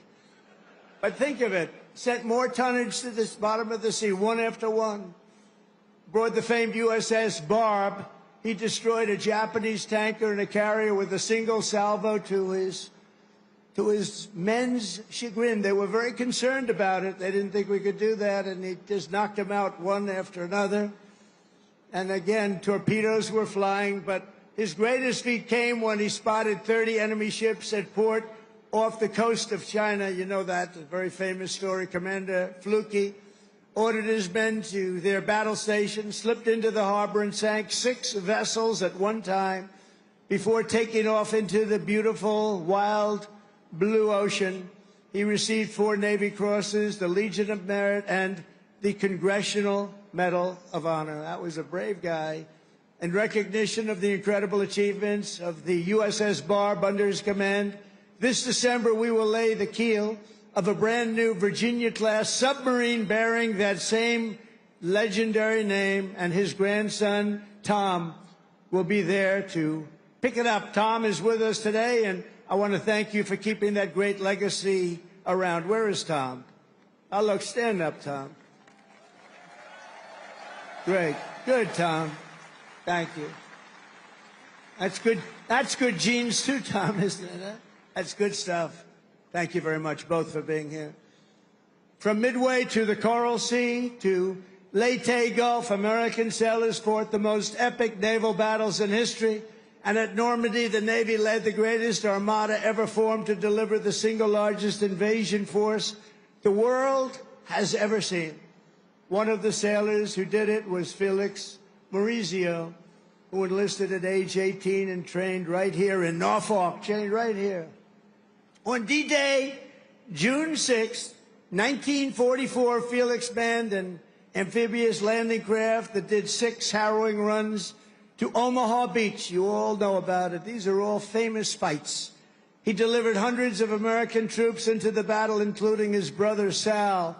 Felix lost so many of his friends that day, but he kept fighting. He kept going out there, getting more soldiers, getting more of everything. He just kept coming. They couldn't stop him, and went on to serve in the Pacific under the great Admiral Nimitz.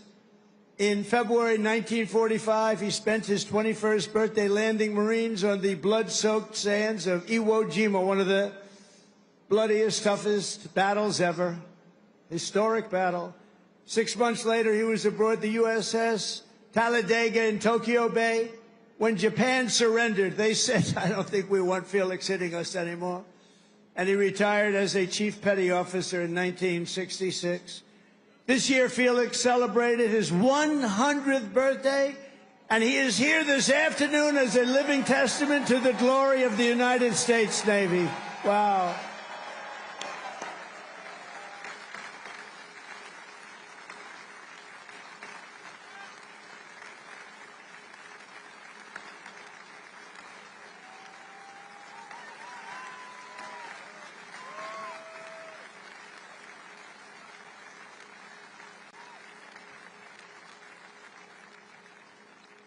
That's great.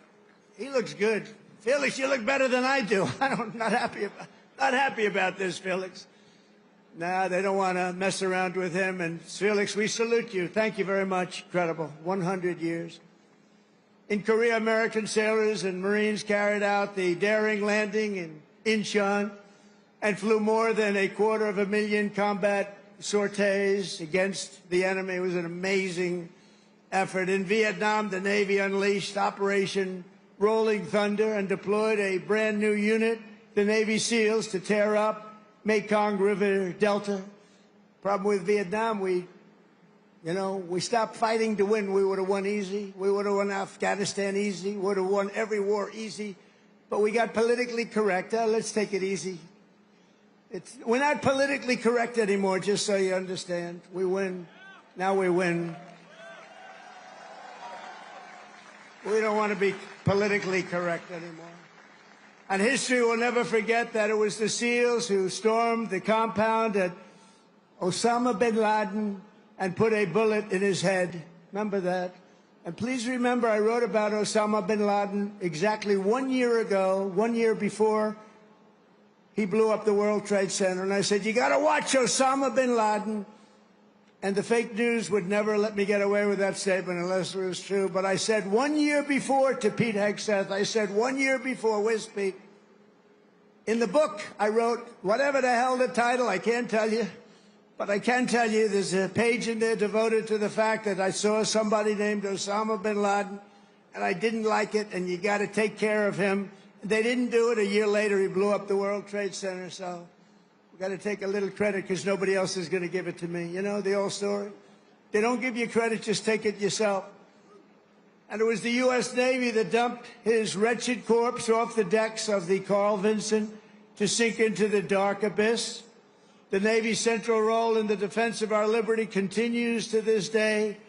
Just a few months ago, the Ohio-class guided missile submarine played an indispensable part in one of the most spectacular military feats the world has ever seen, the obliteration of Iran's nuclear sites in Operation Midnight Hammer. How did that work out? Pretty good, right?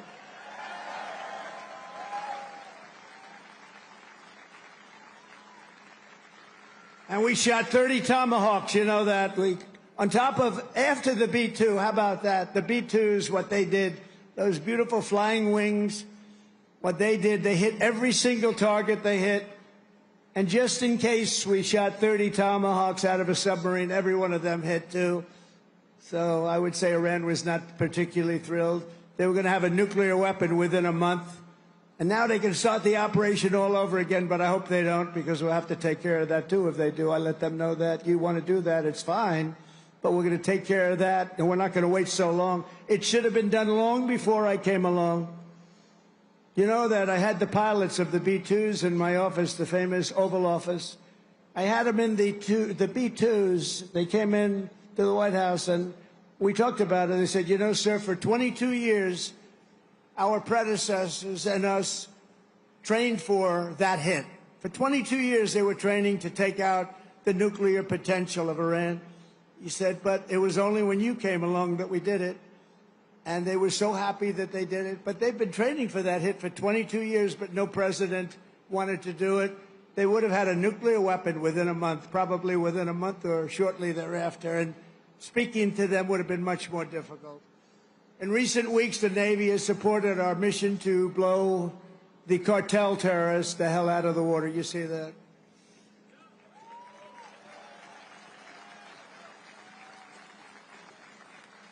And you know, there are no boats in the water anymore. You can't find any. We're having a hard time finding them. But, you know, it's a pretty tough thing we've been doing, but you have to think of it this way. Every one of those boats is responsible for the death of 25,000 American people and the destruction of families. So when you think of it that way, what we're doing is actually an act of kindness. But we did another one last night. Now we just can't find any. You know, it's the old story. We're so good at it that there are no boats. In fact, even fishing boats, nobody wants to go into the water anymore. Sorry to tell you that. But it's, we're stopping drugs coming into America, if that's okay. We're stopping drugs at a level that nobody's ever seen before. Last year, we lost, I believe, 300,000 people. And that's not talking about the destruction to families. Every one of us knows families that have been destroyed because the son, daughter, even mothers and fathers are destroyed by the fentanyl pouring in and drugs pouring in. Well, they're not coming in by sea anymore, so now we'll have to start looking about the land because they'll be forced to go by land. And let me tell you right now, that's not going to work out well for them either. And it was the Truman carrier strike group that unleashed American fury on the Houthi terrorists in the Red Sea.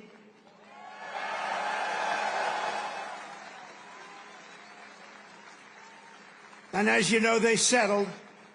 But they settled because they made the statement to us, we've never been hit like that ever before. And earlier this year conducted the single largest airstrike from an American carrier in history. That was the largest ever.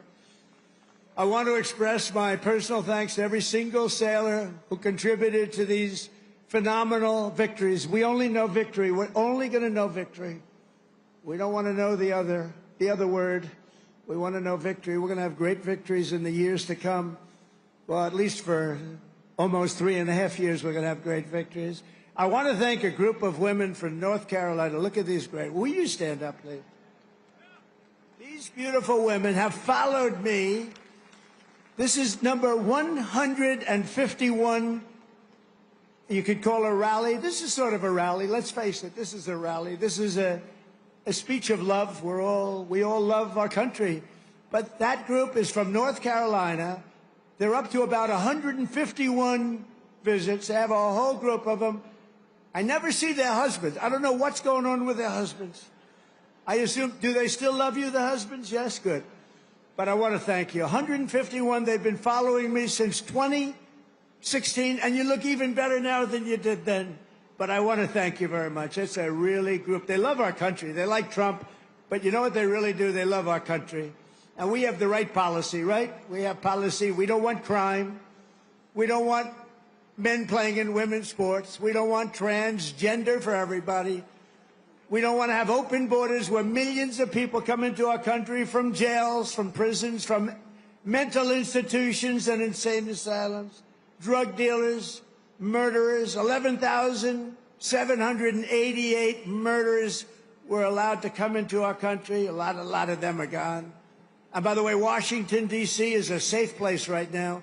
It went from one of the most dangerous cities in our country, can you believe that, to probably the safest, among the safest in our country. Nobody's being hit anymore. It's very safe, and I want to thank you. A lot of the people here have helped. A lot of the people in the audience are people that have straightened them out. It took 12 days. Think of that. Now we're in Memphis. We're doing the same thing in Memphis, and we're going to Chicago. You know, we have a governor that thinks it's wonderful when 50 people in a short period of time were murdered in Chicago. Over 200 people were hit. And so we send in the National Guard. You know what? We send in what's ever necessary. People don't care. They don't want crime in their cities. And we're doing it, and we're doing it well. We're doing it like nobody's ever done it before. So I just want to tell you, you're very close to D.C. The restaurants are thriving. The restaurants were dying. They were closing one after another. Now they're thriving. They're opening up beautiful new restaurants. Washington, D.C. is safe. And I even went there and had dinner the other night. And I stood right smack in the middle of the street. Secret Service was thrilled. And I gave a news conference. It's a safe place now. Washington, D.C., it's always going to be. Our nation's capital is always going to be safe. We're never going to let that happen again, what happened there. One of the most beautiful places. We're doing a big beautification program. It'll take me very little, very short, but we're doing a beautification program to go along with the security and safety. We're getting rid of the graffiti, the potholes, the broken medians between roads. We're doing a real job, and you'd be proud of it. I think everybody here is proud of it, frankly. That's our nation's capital, and that has to be clean, beautiful, and safe. The U.S. Navy always stands for America. As your commander-in-chief, I will always stand for you. I promise you that. You know that. That's why you voted for me in numbers that nobody's ever seen before. And I want you to know that despite the current Democrat-induced shutdown, we will get our service members every last penny. Don't worry about it. Don't worry about it. Don't worry about it. Do not worry about it. It's all coming. It's coming. And even more because I'm supporting the across-the-board pay raises for every sailor and service member of the United States Armed Forces. But we have to take care of this little gnat that's on our shoulder called the Democrats. They want to give all of our money to illegal aliens that pour into the country. And, you know, I have a bigger heart than they do. But the problem is when you do that, they come in by the millions. Everybody wants that, so you can't do it. But I've also pledged the largest ever investment in our military's history. We're spending over $1 trillion. We've never had anything like that before. $1 trillion on our military, and that includes, along with your Secretary of the Navy and Pete Hegseth, we're going to be building lots of ships and doing a lot of things that you haven't seen happen for 35 years. We'll soon revitalize our once great shipyards with hundreds of billions of dollars in new investments and people coming from all around the world, and they're going to build ships in America. We want to build in America. And as I told our generals and admirals last Tuesday, we are getting wokeness the hell out of our military. It's gone. It's really gone. I don't know that it was ever really here. I think some of the top people had it. I knew a few of them that were they were major losers. But they were losers. Unlike our great general, the chairman of the Joint Chiefs of Staff, who may be here, Dan Raisin Cane. You know Raisin Cane? When I heard his name, I said, that's the guy I'm looking for. But he's been an amazing warrior, and, you know, he was the one headed up the attack on Iran. And everything he's touched has turned out great. He knocked out ISIS. So I was told it would take 4 to 5 years to beat ISIS. When he came on board, he did it in 4 weeks. We knocked him out in 4 weeks. 100% of the ISIS caliphate. Is Dan Kane here? He is, you know why? Because he's working. That's the one thing. We don't have to worry about him. But he is a fantastic man. It's the man I wanted right from the beginning. I said, if I ever do this again and if I could get lucky enough to win, because we have a base like nobody in history has had, I said, I'm going to pick Raisin Cane as the chairman. And that's what we did, and he's been incredible. We will not be politically correct when it comes to defending American freedom. That's why we have renamed the Department of Defense at Department of War, as I said, and we have changed the name of the Gulf of Mexico to the Gulf of America. That was easy. That was an easy one. You know, for years I've looked at it, and I added it up, and I figured we have 92% of the frontage. I say, how come we call it the Gulf of Mexico? I mean, I wouldn't say that Mexico is thrilled with me, but what are you going to do? It's the Gulf of America, and I love it now. I was watching the other night a report, and they said very routinely, in the Gulf of America, this is, you know, they just went on to talk about it. They didn't do it with a smirk or a smile. They didn't say, in the Gulf of America. No, it's called the Gulf of America now, and nobody's playing games with it. We got sued by the Associated Press, and they lost. In fact, the judge was so good, he said he's calling it the Gulf of America. He's got all the approvals. You have to do that, too, to the very liberal Associated Press. They got thrown out of court. In fact, they're almost not allowed to cover me anymore because of that. It was a big hit. So I'm very proud of that. Under our leadership, the spirit of the American forces is soaring like it has never soared before. I think right now we have more spirit than we've ever had before. After years of recruiting shortages, we couldn't get guys or gals to become sailors. 1 year ago, they didn't want to be a sailor. Although I must say, once I said we're going to run, a lot of people, it made it better. But let's go back 2 years, and it was even worse. Because there was no hope. We had this horrible, horrible president who had no clue what the hell was happening. The chances of him walking down those stairs successfully were not good. And I have to be careful, because one day I'm going to probably fall. No, the North Carolina women said that will never happen to you. I always say, walk down the steps nice and slow. You ever notice I do nice? I don't have to bop down the stairs. Walk nice and slowly. But we have a waiting list. Think of this. We have a waiting list for people wanting to get into the United States Navy, the Army, Navy, Coast Guard, Marines, Space Force. Oh, we love Space Force. But think of it. We have a waiting list for every branch of government now. And that includes police and firemen. They didn't want to. Nobody wanted to be a policeman. Now they want to be a policeman. Now they want to be in the Navy. They want to be in the Air Force so badly. The Marines, the Army, they want to be in all of it. They love Space Force. I love Space Force because I created Space Force. That was my thing. And it's going to turn out to be one of the most important. But 1 year ago, our country was dead. We had a dead country. People say, sir, you shouldn't say that. It's too straight to withdraw. We had a dead country, and today we have the hottest country anywhere in the world by far. 1 year, think of it. 1 year ago, we were dead. The King of Saudi Arabia said to me, President, 1 year ago, we thought we lost America. We thought it was a dead country, and now you have the hottest country anywhere in the world. He said that. I use this term. And I'm pleased to say that 2025 was the Navy's single best recruiting year ever. Not bad. So you went from those embarrassing headlines of a year ago. Think of it. Nobody wants to go into the Navy. How does that make you feel? Now you have a different problem. You know what the problem is? Everybody wants your job. I like that better, right? No, but nobody's going to take your job. You were with us when it was not as nice.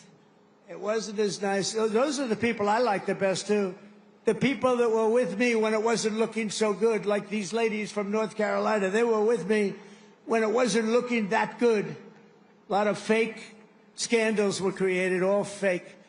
One of those eager new recruits is 18-year-old Aiden Rollins, a recruit like I'm so proud of. Aiden's father was a sailor, his grandfather was a sailor, and after 4 years of Navy ROTC, it is Aiden's turn to carry on that tradition. When he enlisted in April, his father, Daniel, a Navy veteran, was so inspired that he decided to re-enlist too. Wow. I'm delighted to say that father and son are here with us today representing the future of this great fleet. Please, Aiden and your father, please stand up. Wow.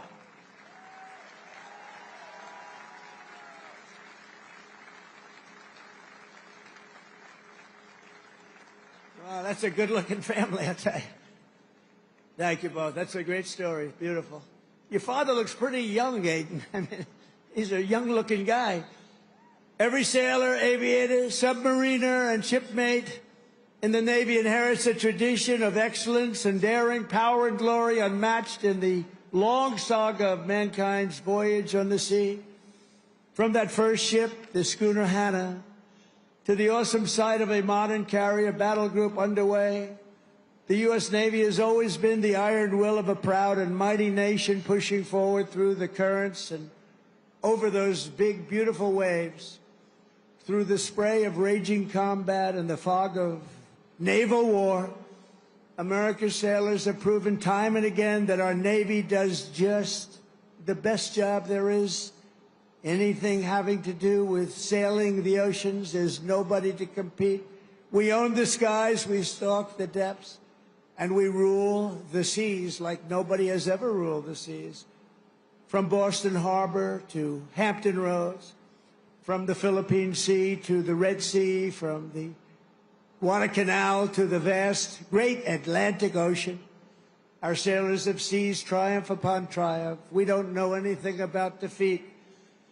We heaped honor upon honor and carved greatness and splendor into the pages of history.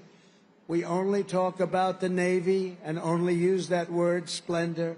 We also say victory because that's the other. We have splendor and we have victory on gun decks and flight decks, in torpedo rooms and cockpits. They have poured out their blood, sweat, and tears and offered their very lives to defend this land between the seas. They have crossed icy canals, leapt from burning wreckage, plunged into frigid waters, soared into deadly skies, and slashed across the mine-infested bays to claim American victory and to defend the cause of liberty, to defend, quite frankly, the American flag. In every era and every part of this globe, our sailors have fought with courage in their hearts, patriotism in their souls, and salt water in their veins. You have that salt water? Don't let the doctors change it. Keep it, because there's nothing like it. There's no blood like it. And standing before all of you today, I know that whatever our nation is threatened and whenever they need help, whenever duty calls, American sailors will hoist our flag high and they will rally to Admiral Farragut's immortal battle cry, "Damn the torpedoes, full speed ahead, go, you son of a gun." With your help, we will fight, fight, fight. We will win, win, win. Because of you, our Navy and our country will always be proud and righteous and mighty and free. Congratulations once again on 250 years of total dominance. Sail fast, stay strong. Thank you. God bless our sailors, and God bless the United States of America. Thank you very much, everybody. Thank you.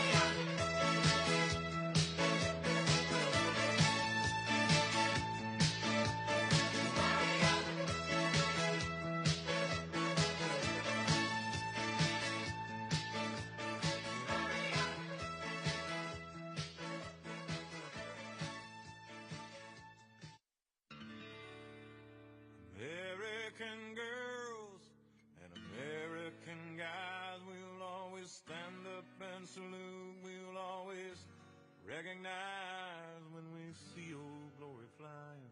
There's a lot of men dead, so we can sleep in peace at night when we lay down our head.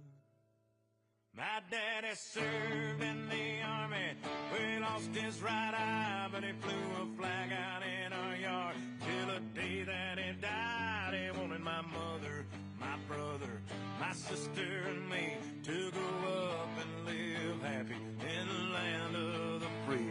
Now this nation that I love is falling under attack. A mighty sucker punch came flying in from somewhere in the back. Soon as we could see clearly through our big black eye, man, we lit up your world